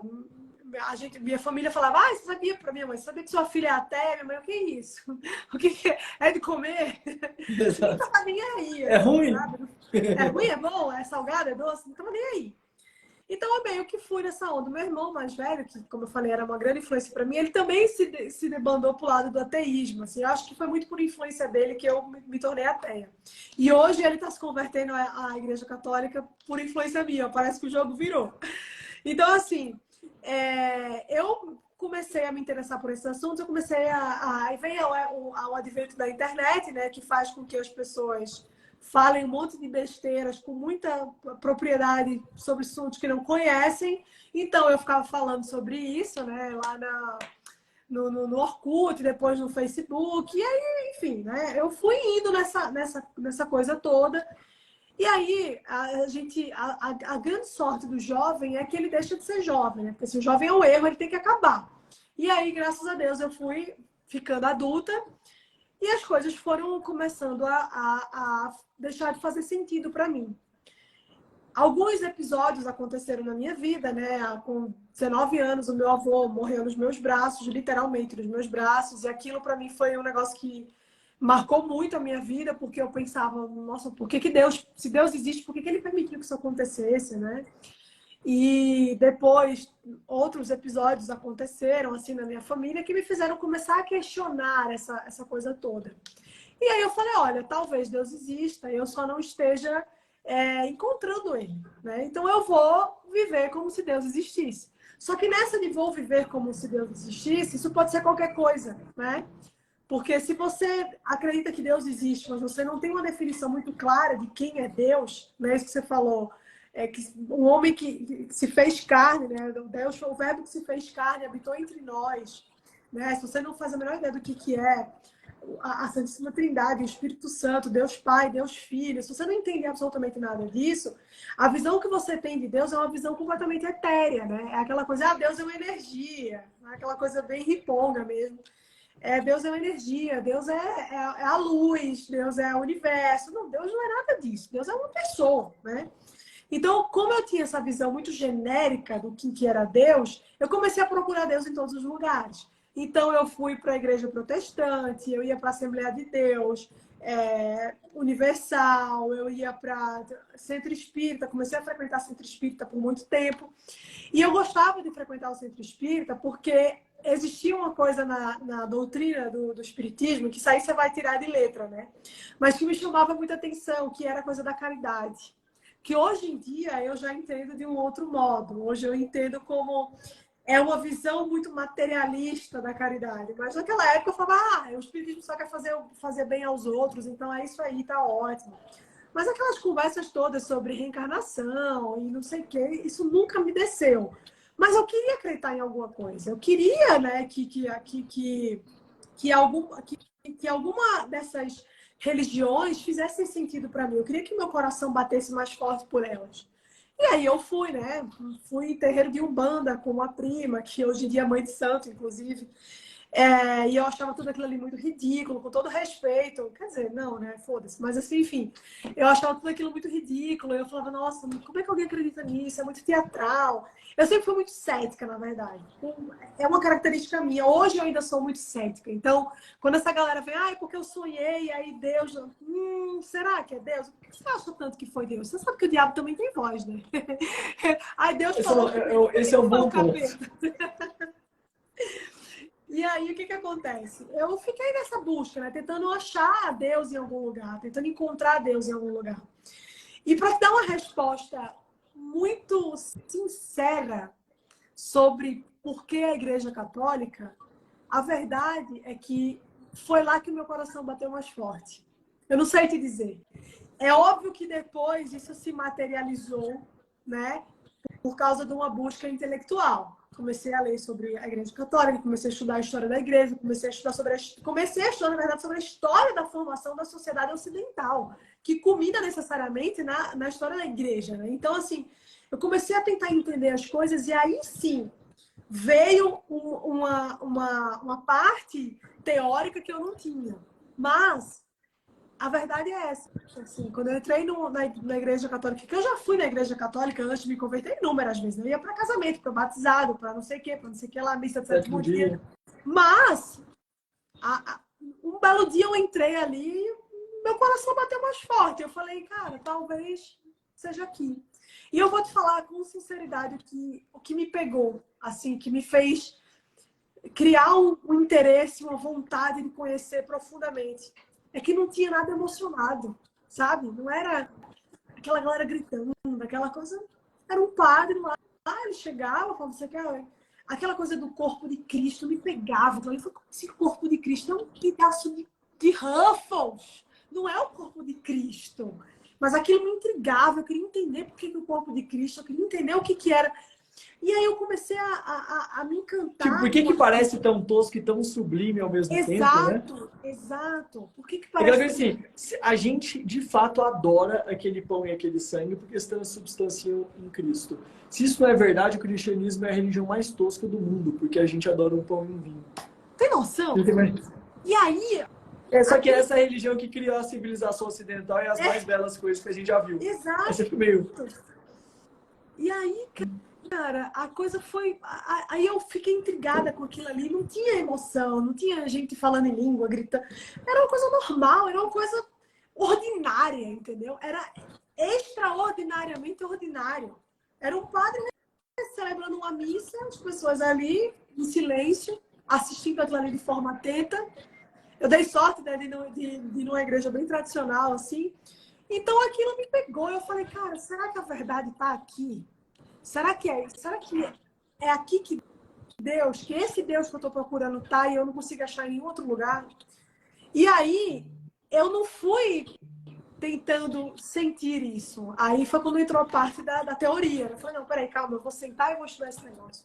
Comecei a estudar a vida dos santos, comecei a estudar a história da igreja, comecei a ler sobre isso e tudo ia fazendo um sentido para mim que, cara, eu vou te falar, eu me arrepiava, assim, era um negócio muito doido. Era muito doido. E eu comecei a sentir um negócio, eu acho que é aqui mesmo que eu tenho que estar, é aqui, esse é o lugar. E tudo foi me levando para lá, sabe? Tudo foi me levando para lá. Hoje eu sei que isso era a ação do Espírito Santo mesmo, me conduzindo para o lugar que eu deveria estar. Mas na época eu achava que era tudo ou uma grande coincidência ou Deus está, né, querendo me dizer alguma coisa aqui. E aí eu fui, aí comecei a frequentar a missa, comecei a achar aquilo absurdamente fantástico. E eu falava, meu Deus, que negócio incrível. E eu não entendia nada. E aí eu pensava assim, cara, mas o que eu faço agora? Né? O Pai Nosso, levanta a mão, ajoelha, eu ficava perdida. Então, quando eu cheguei na igreja, eu não sabia aquele negócio assim. Aí fazia fazer. Você fica fazendo mímica, né? Assim. E aí eu falava, não, eu quero entender, mas até entender, eu ficava repetindo o que as pessoas faziam. Eu olhava, sabe o que eu fazia? Eu olhava para a pessoa mais velha, que estava assim, eu falava, não, velhinho certamente, ó, frequenta há muito tempo, ele vai fazer certo. E eu ficava imitando a pessoa. A pessoa ajoelhava, eu ajoelhava. A pessoa... E eu ficava, caramba, é lindo, mas eu quero entender o que é isso aqui. Eu quero entender o que o padre quer dizer quando não olhei os nossos pecados, mas a fé que anima a vossa igreja. O que isso significa? Né? Quando eu bato no peito e falo, minha culpa, minha tão grande culpa. Culpa de quê? E aquilo foi me fascinando de um jeito que, cara, não sei te falar. Assim... É quando você presta atenção na missa, tem tesouros ali, né? As coisas que falam ali, você fica... Eu lembro de falar para a Nicole, mas tá tudo aqui. A primeira vez, a Nicole, minha esposa, que me ensinou o credo. Eu aprendi o credo em dezembro de 2019. Eu não sabia, eu era bem alheio a isso. Quando ela me ensinou, eu falei, nossa, tá tudo aqui, né? Tudo tá lá. É do Gênesis ao final, criou-se até a ressurreição. No meio tem Pôncio Pilatos, tem a síntese, assim. Tá tudo aqui, né? Quando a gente olha com outros olhos, você fala, nossa, que tesouro que estava aqui debaixo. Exato, exato. E aí, apesar de estar fascinada com aquilo ali, é o que eu falei, ainda faltava alguma coisa. Então, assim, eu tinha um desejo muito sincero, muito genuíno de viver aquilo, de acreditar naquilo, mas faltava alguma coisa. Então, eu ia à missa, eu repetia, eu estudava, eu lia, eu fiz um monte de curso, eu fiz a catequese do Padre Paulo Ricardo, eu me matriculei na catequese da minha paróquia, eu comecei a buscar aquilo ali, mas ainda faltava alguma coisa, eu não sabia o que era. E aí foi quando eu tive essa conversa com esse amigo, ele falou, o que te falta é a fé. A fé é justamente a coisa que... A fé é a coisa, né? E aí, fazendo um paralelo com um grandíssimo livro do Chesterton que chama A Coisa, Porque Eu Sou Católico. Esse livro é fantástico. Esse livro me deu um boom, assim, que eu terminei de ler e eu fiquei 2 horas, assim, tipo, caraca. E aí foi isso, assim, né? Eu comecei... E aí, a partir desse momento... Eu comecei a entender que, assim, tudo bem, mas, assim, não é só vir para a missa, não é só assistir. Eu quero viver isso aqui, eu quero receber esse negócio aí que o pessoal chama de sacramento. Eu quero saber o que é isso. Eu quero ir para a fila ali da comunhão e eu quero receber o negócio lá que é o corpo de Cristo. Eu quero sentir isso. E aí, óbvio, colérica que eu sou, né? Só sosseguei quando até o sacramento do matrimônio. Então, eu busquei fazer uma boa catequese, a catequese da minha igreja é muito boa, assim, são professores muito preparados, muito fiéis à doutrina, ao catecismo, sem aquela coisa de relativizar nada e tal. Então, aprendi muito com eles, e com o Padre Paulo Ricardo nem se compara. Depois eu fui conhecendo uma galera aqui, algumas pessoas nesse processo, que eu admirava, que eu tinha um carinho, assim, que eu falava, por que esse cara é católico? O Ítalo, por exemplo, né? Uma dessa pessoa, por que esse cara é católico? E é normal, E aí, tudo né? isso. O cara católico normal, tinha como? Exato, ele é normal, assim, não tem nada, né? Nada demais, ele é uma pessoa normal, que brinca, que ri, que fuma charuto, que fala palavrão. Que reza o terço, Normal. eu lembro dele rezar o terço, mas terço não é aquela coisa de vozinha? Exato. Início de 2020, quando eu comecei a rezar o terço, eu lembro de ver ele rezando. Ele não era de senhorinha? Ué, uma senhorinha, não tá, entendeu? Então, assim, essas coisas todas, eu fui buscando, assim, isso, mas com uma vontade muito grande de entender e de abraçar aquilo ali, sabe? E aí, uma vez eu estava passando com a minha amiga Letícia Casarré, e ela falou uma frase que eu nunca esqueci. Ela disse o seguinte: Mari, Jesus é um caminho sem volta. Quando você começa a ir, quando você começa a viver aquilo, você não consegue não viver mais. Quando é verdadeiro mesmo, assim, a vontade, o sentimento de conversão, de se converter a cada dia, porque assim, não é que eu sou convertida, é que eu estou tentando me converter todos os dias um pouquinho, né?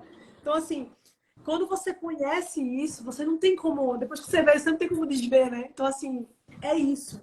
Ali estava a verdade. E aí, obviamente, entrou, né, na coisa teórica de tentar entender. Ah, tudo bem, mas será que a Igreja Católica é a igreja verdadeira? Será que eu não estou tão encantada assim com tudo isso e estou deixando de enxergar algumas obviedades, né? Será que não tem... Será que todas as religiões não são boas e levam a Deus de alguma forma?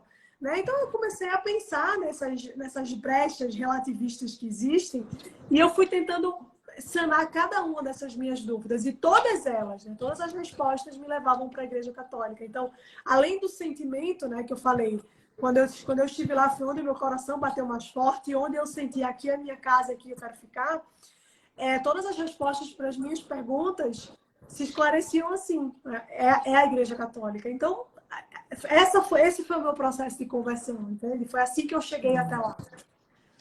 Isso é lindo, né? Assim, eu tinha que ouvir, porque é difícil explicar, mas ao mesmo tempo... E aí você vai estudando, assim, e eu falo, nossa, a melhor coisa que já aconteceu na minha vida foi ter me tornado católico. Sim. Porque eu não teria a minha família se não fosse. A minha filha não existiria. A minha filha só existe porque eu sou católico. Só. Porque foi ali que me forçou a olhar no espelho o tamanho do meu egoísmo e o tamanho da minha covardia de medo de ter filho. Aí eu olho para minha filha, com aquela covinha bonitinha, com aquele dedinho que ela tá pedindo, botando. Eu falo, era disso que eu tinha medo. Era disso que eu tinha medo. E assim, tem uma coisa, pontuando e fechando, mas assim, não podia deixar de comentar nada depois de ouvir tudo isso. É que pelos frutos conhecereis.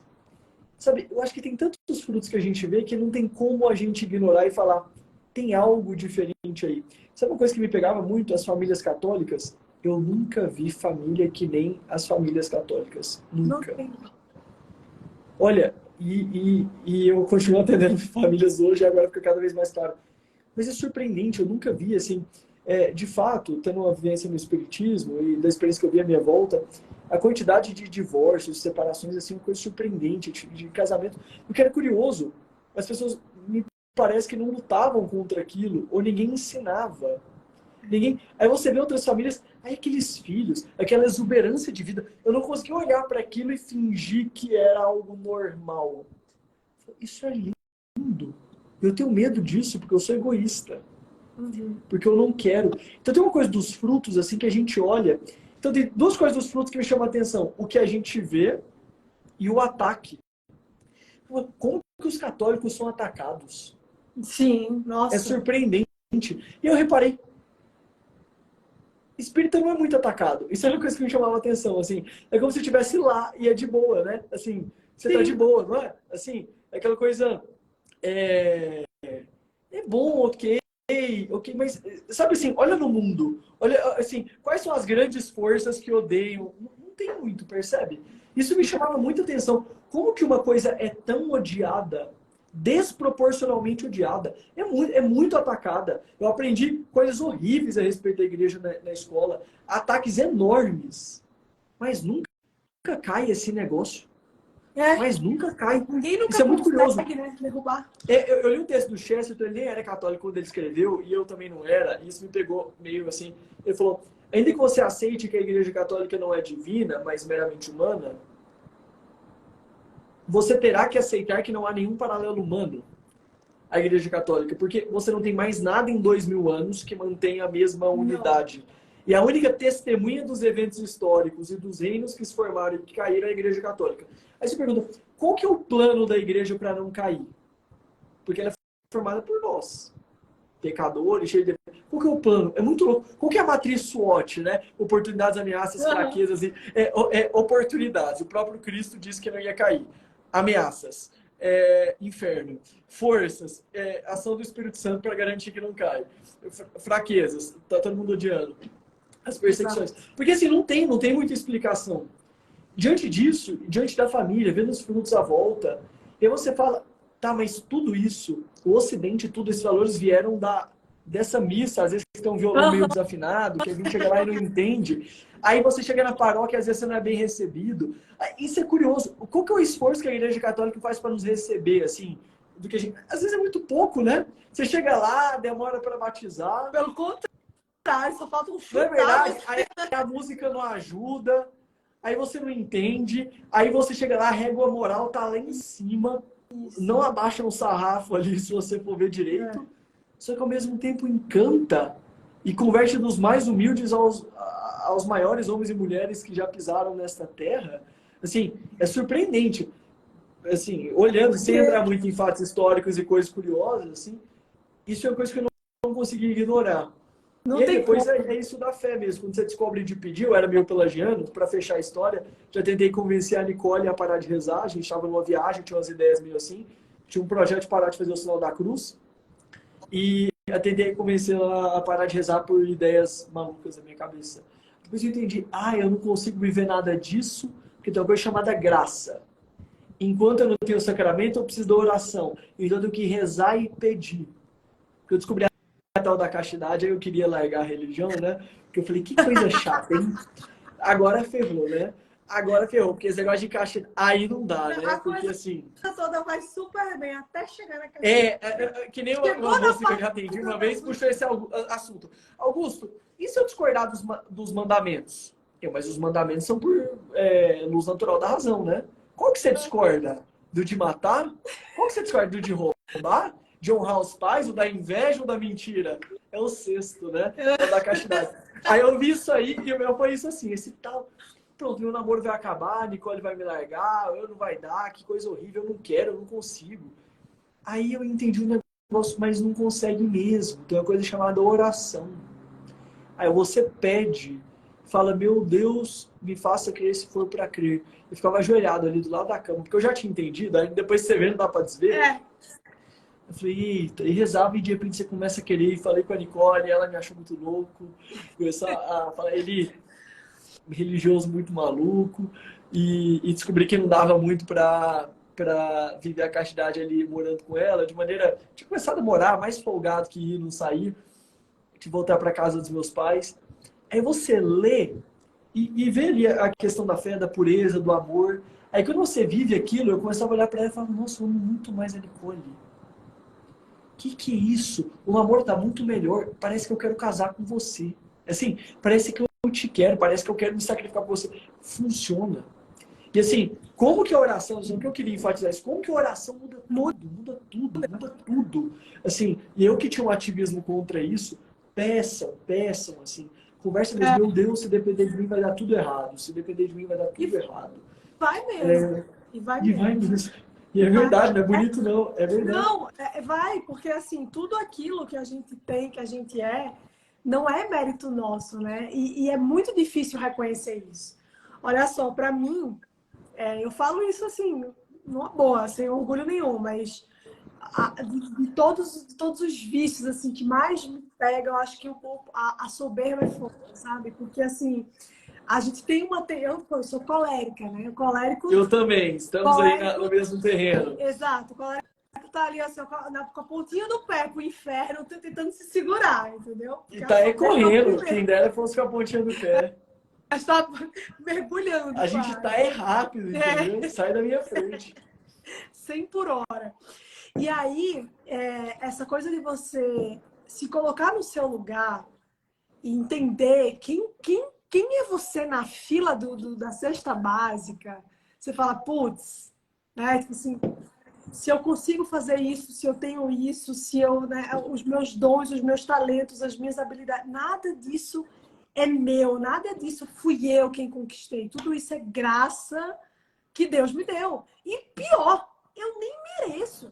E mesmo assim ele me deu. Porque ele não se deixa vencer em generosidade, né? Então, assim, quando eu conheci, depois que eu me tornei católica e tal, eu conheci a obra, né, Opus Dei, e conheci o São José Maria Escrivá. E São José Maria Escrivá, para mim, assim, eu tenho que ler ele com um capacete, né? Porque é pedrada na cabeça.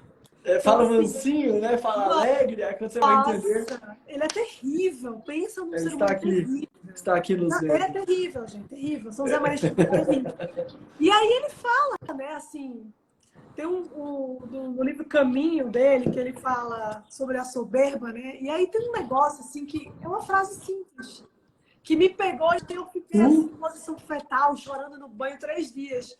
Que ele fala, né? Tu, soberba... Soberba? De quê? Falei, não... É maravilhoso isso, né? Soberba? É simples. Você entendeu? É simples. Não tem muita firula, ele não vai e volta para dizer a mesma coisa. Soberba de quê?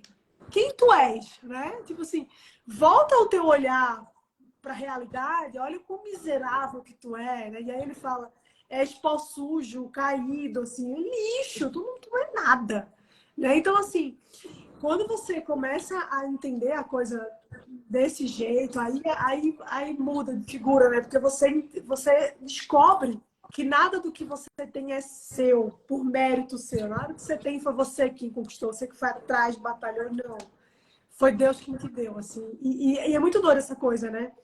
A gente tem tanta dificuldade em entender isso, que a gente tem dificuldade também de pedir, né? E aí a oração acaba sendo aquela oração, ai, nada pedir, só agradecer. Parece o tweet do Neymar, nada pedir, só agradecer. Não, você tem que pedir sim. Tem que nem um mendigo. Você é um mendigo, entendeu? Um Exatamente. retirante. Peça o tempo inteiro, encha o saco. Nossa, eu tenho hora que eu vou rezar e eu falo, nossa, Jesus deve estar pensando, ai, de novo essa menina. Lá vem ela. Mas é isso, assim, tem que Ele pedir. não pensa, porque eu não penso isso quando minha filha vem. E Exato. como que ele pode te amar menos do que eu amo a minha filha? Não Não tem pode. como. Quando ela vem, é assim, ela invade aqui às vezes o escritório, aí ela aparece, bate aqui e quer subir. Eu olho normalmente, ô minha filha, vem cá, o que que foi? E se eu amo a minha filha desse tanto, não tem como eu superar o amor de Deus por você. Então é assim, você vai lá, ô minha filha, o que foi? O que foi? Né? Muito mais algo assim do que, conta, fala, eu tô aqui, que bom que você me chamou, minha filha. Não, e aí você vê, né? Nossa, se deixar eu fico aqui até amanhã, tá? Não, vai falar. Eu tô aproveitando para te prender aqui, mas das perguntas centrais é essa. Mas se você quiser falar, será um prazer ouvi-la. Pode continuar. Recentemente, eu descobri uma moça, não sei se você conhece, uma moça chamada Nossa Senhora. E assim, eu estou ouvi falar já. fascinada por essa mulher, assim. Eu tô apaixonada por essa mulher. Eu descobri Nossa Senhora, assim, quando eu falo descobrir, eu tô brincando aqui, né? Claro, Obviamente eu já conhecia. Mas eu descobri um amor por ela, um negócio assim que, não sei, eu acho que os homens, eles talvez tenham uma afinidade muito grande com São José, né? Por uma questão óbvia. E a gente, mulher, quando a gente... A Nicole com certeza vai entender isso, né? Quando a gente vira mãe, cara, é um negócio assim... Aí você vê, né, que assim... existe Deus e existe Nossa Senhora, que é mãe de Deus e que é nossa mãe, que aceitou ser nossa mãe e que entregou o filho dela pelo plano de salvação. E que tem eu tava lendo, tô lendo um livro chamado Glórias de Maria, do Santo Afonso de Ligório, que ele fala que Nossa Senhora, que assim, se você olhar para um tigre, né, ele é um animal selvagem que protege a prole de todo jeito. Mas nem mesmo o tigre consegue, né, ter um amor pelo seu filhote como Nossa Senhora tem pela gente. Então, assim, você pode ser o mais filho da puta que existir, e ela tá lá assim, ó, só te esperando e te amando. E aí é muito doido, né? Que quando a gente intercede por ela, assim, pedindo, né, que ela rogue por nós, pede a intercessão dela, a gente tá suplicando assim como um filhinho para que ela fala com Deus, por favor, para ele olhar por mim, assim. E ela vai lá e faz, porque assim, ele não nega os pedidos da mãe. Né? O primeiro milagre que Jesus fez, que foi nas bodas de Caná, foi a pedido de Nossa Senhora, né? O vinho da festa tinha acabado e ela chegou lá e falou, então, Jesus, a galera quer ficar loucaça, não tem mais vinho. Aí ele falou, beleza, mãe, vou lá. Então, assim, ele não nega os pedidos da mãe dele. Então, quando a gente... fazer um parênteses disso, só um parênteses. Vai. A sequência dos versículos é um pouco mais legal que isso.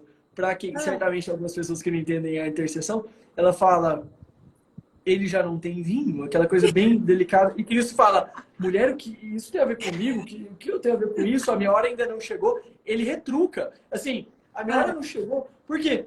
Peraí, eu tô aqui para salvar. Eu sou Deus encarnado para salvar diante do mistério do inferno e do pecado. Eu não tô aqui para ficar multiplicando vinho numa festa.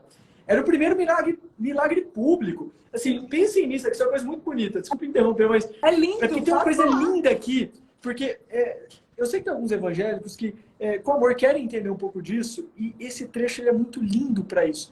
Que ela fala, ele já não tem vinho. Mulheres, compete a nós, a minha hora ainda não chegou. Porque a hora não chegou, ele não tinha se revelado ainda. Não tinha começado a vida pública. Meditem nisso, isso é tão chocante. O primeiro milagre não é um cego que viu. Não é um surdo que ouviu. Não é um leproso curado. É um vinho multiplicado numa festa, dentro de um casamento. Um vinho multiplicado. Aí fala, a minha hora não chegou. Aí ela fala, faça o que eles nos disser. Como a escrava perfeita. E ele vai lá e faz. Então isso que é bonito. Ele não falou, eu já ia fazer. Ele falou, não. Eu não estou aqui para fazer isso. Mas como na lei tem um honrar pai e mãe e ele é a lei encarnada, é aquela coisa... Ah, mãe, já que você me pediu, mãe, eu não vou fazer isso, eu não vou fazer isso. Faço aquele por você.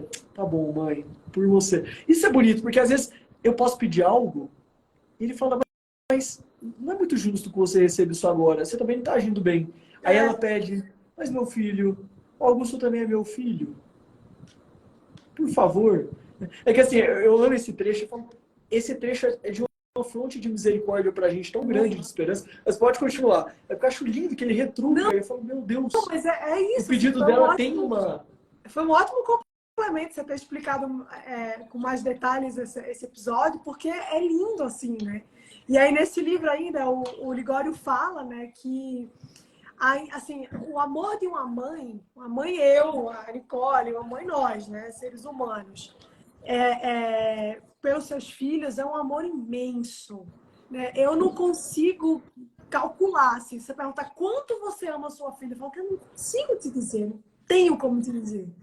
E o amor de Nossa Senhora por nós, ele é infinitamente maior do que esse amor que eu tenho pelo meu filho, que eu nem sei quanto é. Olha que doido.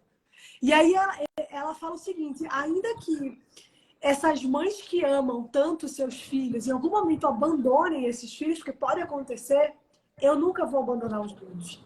Então, cara, assim, ela é incrível, ela é fantástica. Eu tatuei aqui um Ave Maria, porque eu... Nossa Senhora, ela é linda. Minha filha nasceu eu me quando eu emociono com rezava um Ave frequência. Maria. Eu coloquei aqui Maria, eu me emociono. Você já viu um simbolismo? Só comentando aqui também, aproveitando, eu acho que isso é muito especial, eu acho que é bom. Já viu um paralelismo da Virgem Maria com Eva? Não, conta aí. Eu queria comentar aqui, porque eu acho isso tão lindo, e com frequência eu me emociono falando isso. É assim, há uma mulher que é virgem, que é imaculada, que é noiva de um homem, que recebeu a visita de um anjo, que falou para ela de um fruto, que falou para ela da vontade de Deus. Essa mulher está no início de uma das alianças de Deus conosco, está na história do pecado. Quem é essa mulher? Eva, Nossa Senhora. Exatamente. Né? Eva, virgem imaculada, não tinha pecado original ainda, noiva de um homem Adão, que recebeu a visita de um anjo Satanás em forma de serpente, falou para ela de um fruto, o fruto proibido, falou da vontade de Deus, ela escolheu fazer a vontade dela, tomando o fruto para si. Está na história da antiga aliança e na entrada do pecado. Há uma outra mulher, também virgem, imaculada por graça, para receber Deus no seu seio, noiva de um homem, José, que recebeu a visita de um anjo, o arcanjo Gabriel, que falou para ela de um fruto, não o fruto proibido, mas o bendito fruto do vosso ventre. Caramba! E pega o fruto do seu seio e entrega para uma outra árvore, dessa vez o madeiro, para que não fosse feita a vontade dela, mas a vontade de Deus. Eis aqui a escrava do Senhor, que seja feita a vossa vontade. E a Virgem Maria é tão perfeita ante Eva. Você vê isso, né? Eva sai do lado de Adão e depois o novo Adão sai de dentro de Eva, da nova Eva.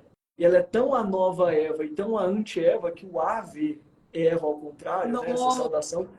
Isso é lindo, né? O Ave Maria, cheia de graça.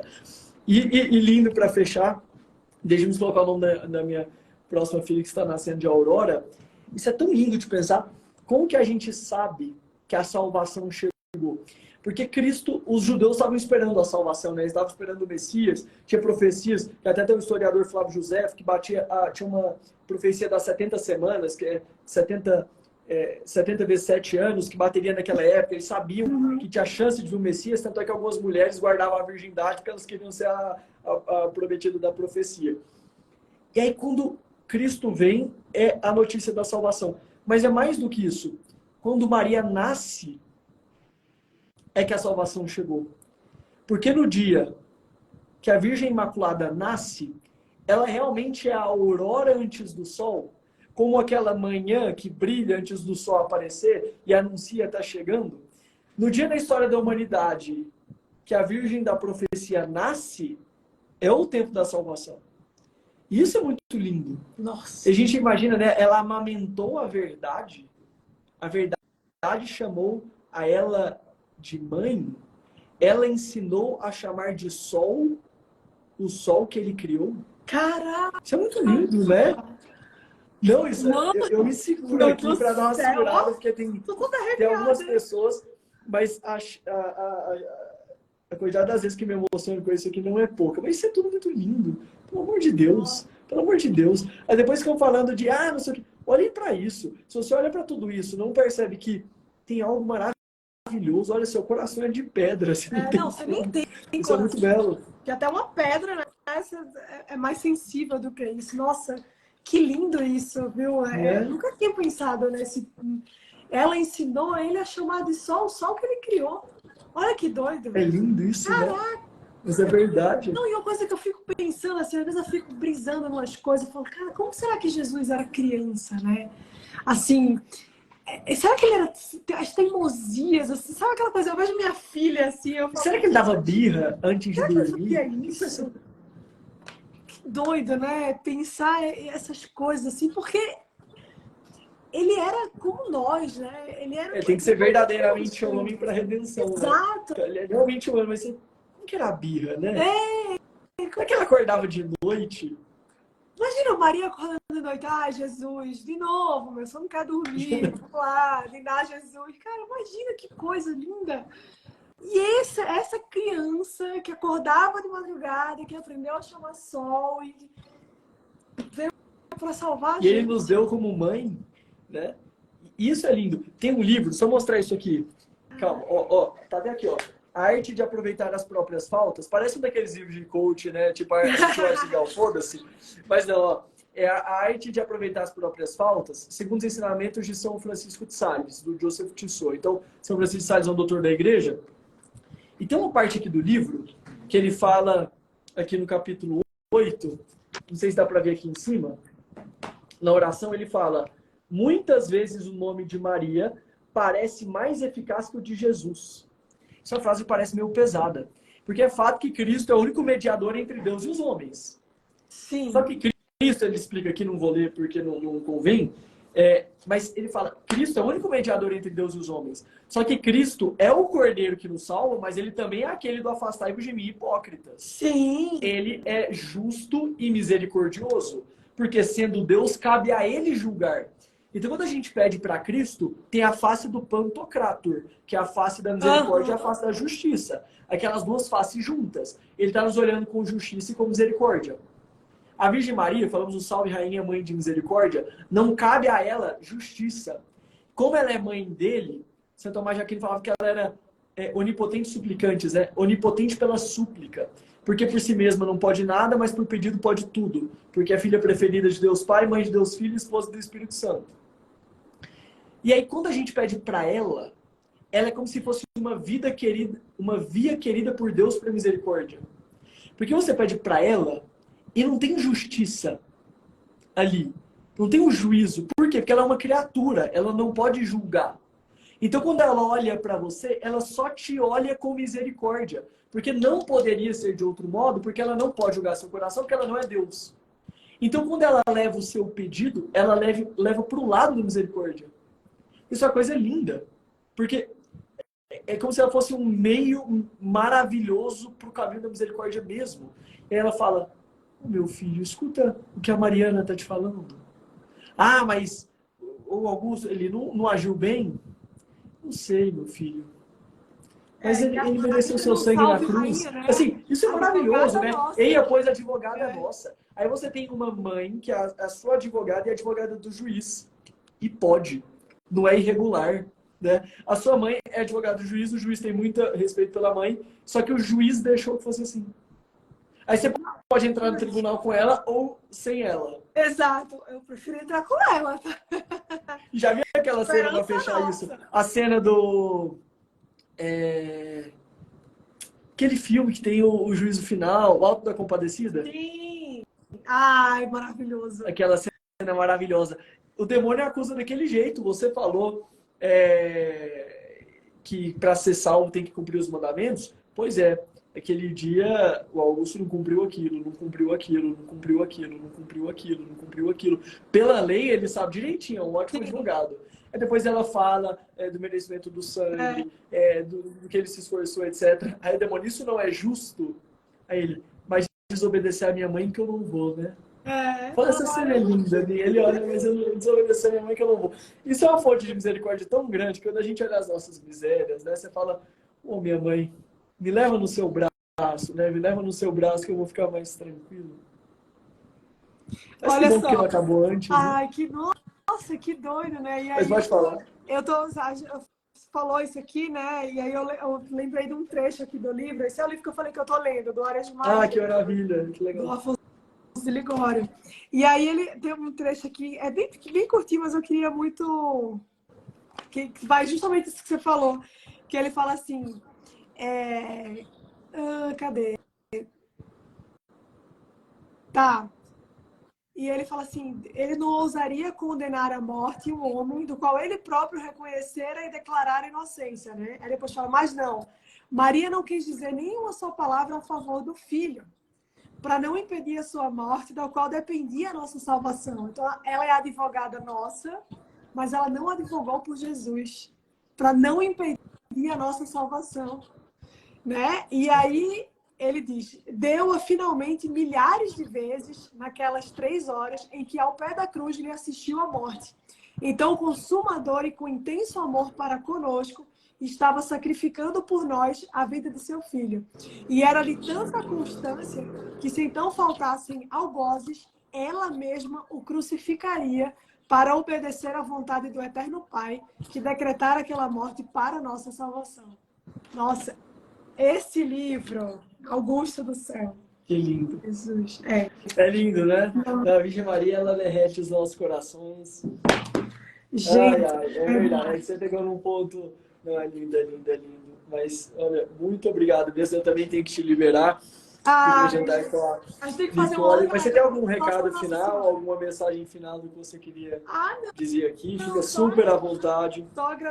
agradecer mesmo pelo convite. A live foi muito boa, assim, foi muito além, né, do que a gente queria falar aqui Muito melhor. sobre Ainda bem que feminismo não e programamos família. tanto. Exato. A gente entrou em assuntos muito sensíveis, assim, muito bonitos de falar, né? Então, foi muito legal. Muito obrigada pelo convite. Agora vamos marcar nossa live sobre Nossa Senhora, tá? A gente fica 2 Ah, horas perfeito. Vai ser um grande só falando prazer. sobre ela.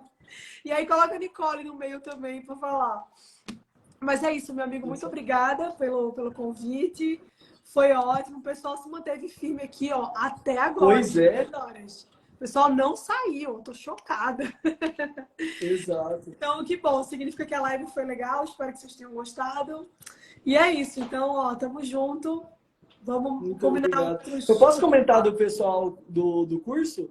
Claro, comenta Ah, aí. obrigado. Eu tinha falado com a Mariana antes, porque agora no meio dessa semana e marcamos a live e não poderia deixar de querer fazer a live e também de comentar.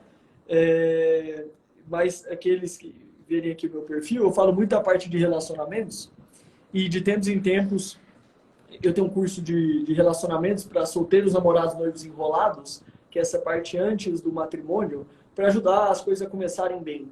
Falo de conquista, sexo, dinheiro, ciúmes, friend zone, como não entrar na friend zone, como sair da friend zone. Tem ali, tem 7 bônus, tem de finanças para casais, então uma série de coisas. O objetivo é de relacionamento mesmo, assim, como que você conquista, como que você faz um noivado direito, como que você estrutura bem. E as inscrições só até sexta, a gente abriu que é a edição do Dia dos Namorados, então aqueles que tiverem interesse, o link está na bio. Eu comentei com a Mariana sobre a semana, e ela tinha permitido eu comentar aqui, agradeço muito pela gentileza. E mesmo. É muito importante esse curso, porque ele vai na direção de... Se eu não falasse aqui, algumas pessoas puxariam a minha orelha também. Ah, então eu tinha sim, que falar que... pessoas. Nicole, assim, atrás. Mas é que, assim, é muito interessante essa instrução toda, né, antes do casamento, porque vai muito na direção de uma coisa que eu sempre falo aqui, né?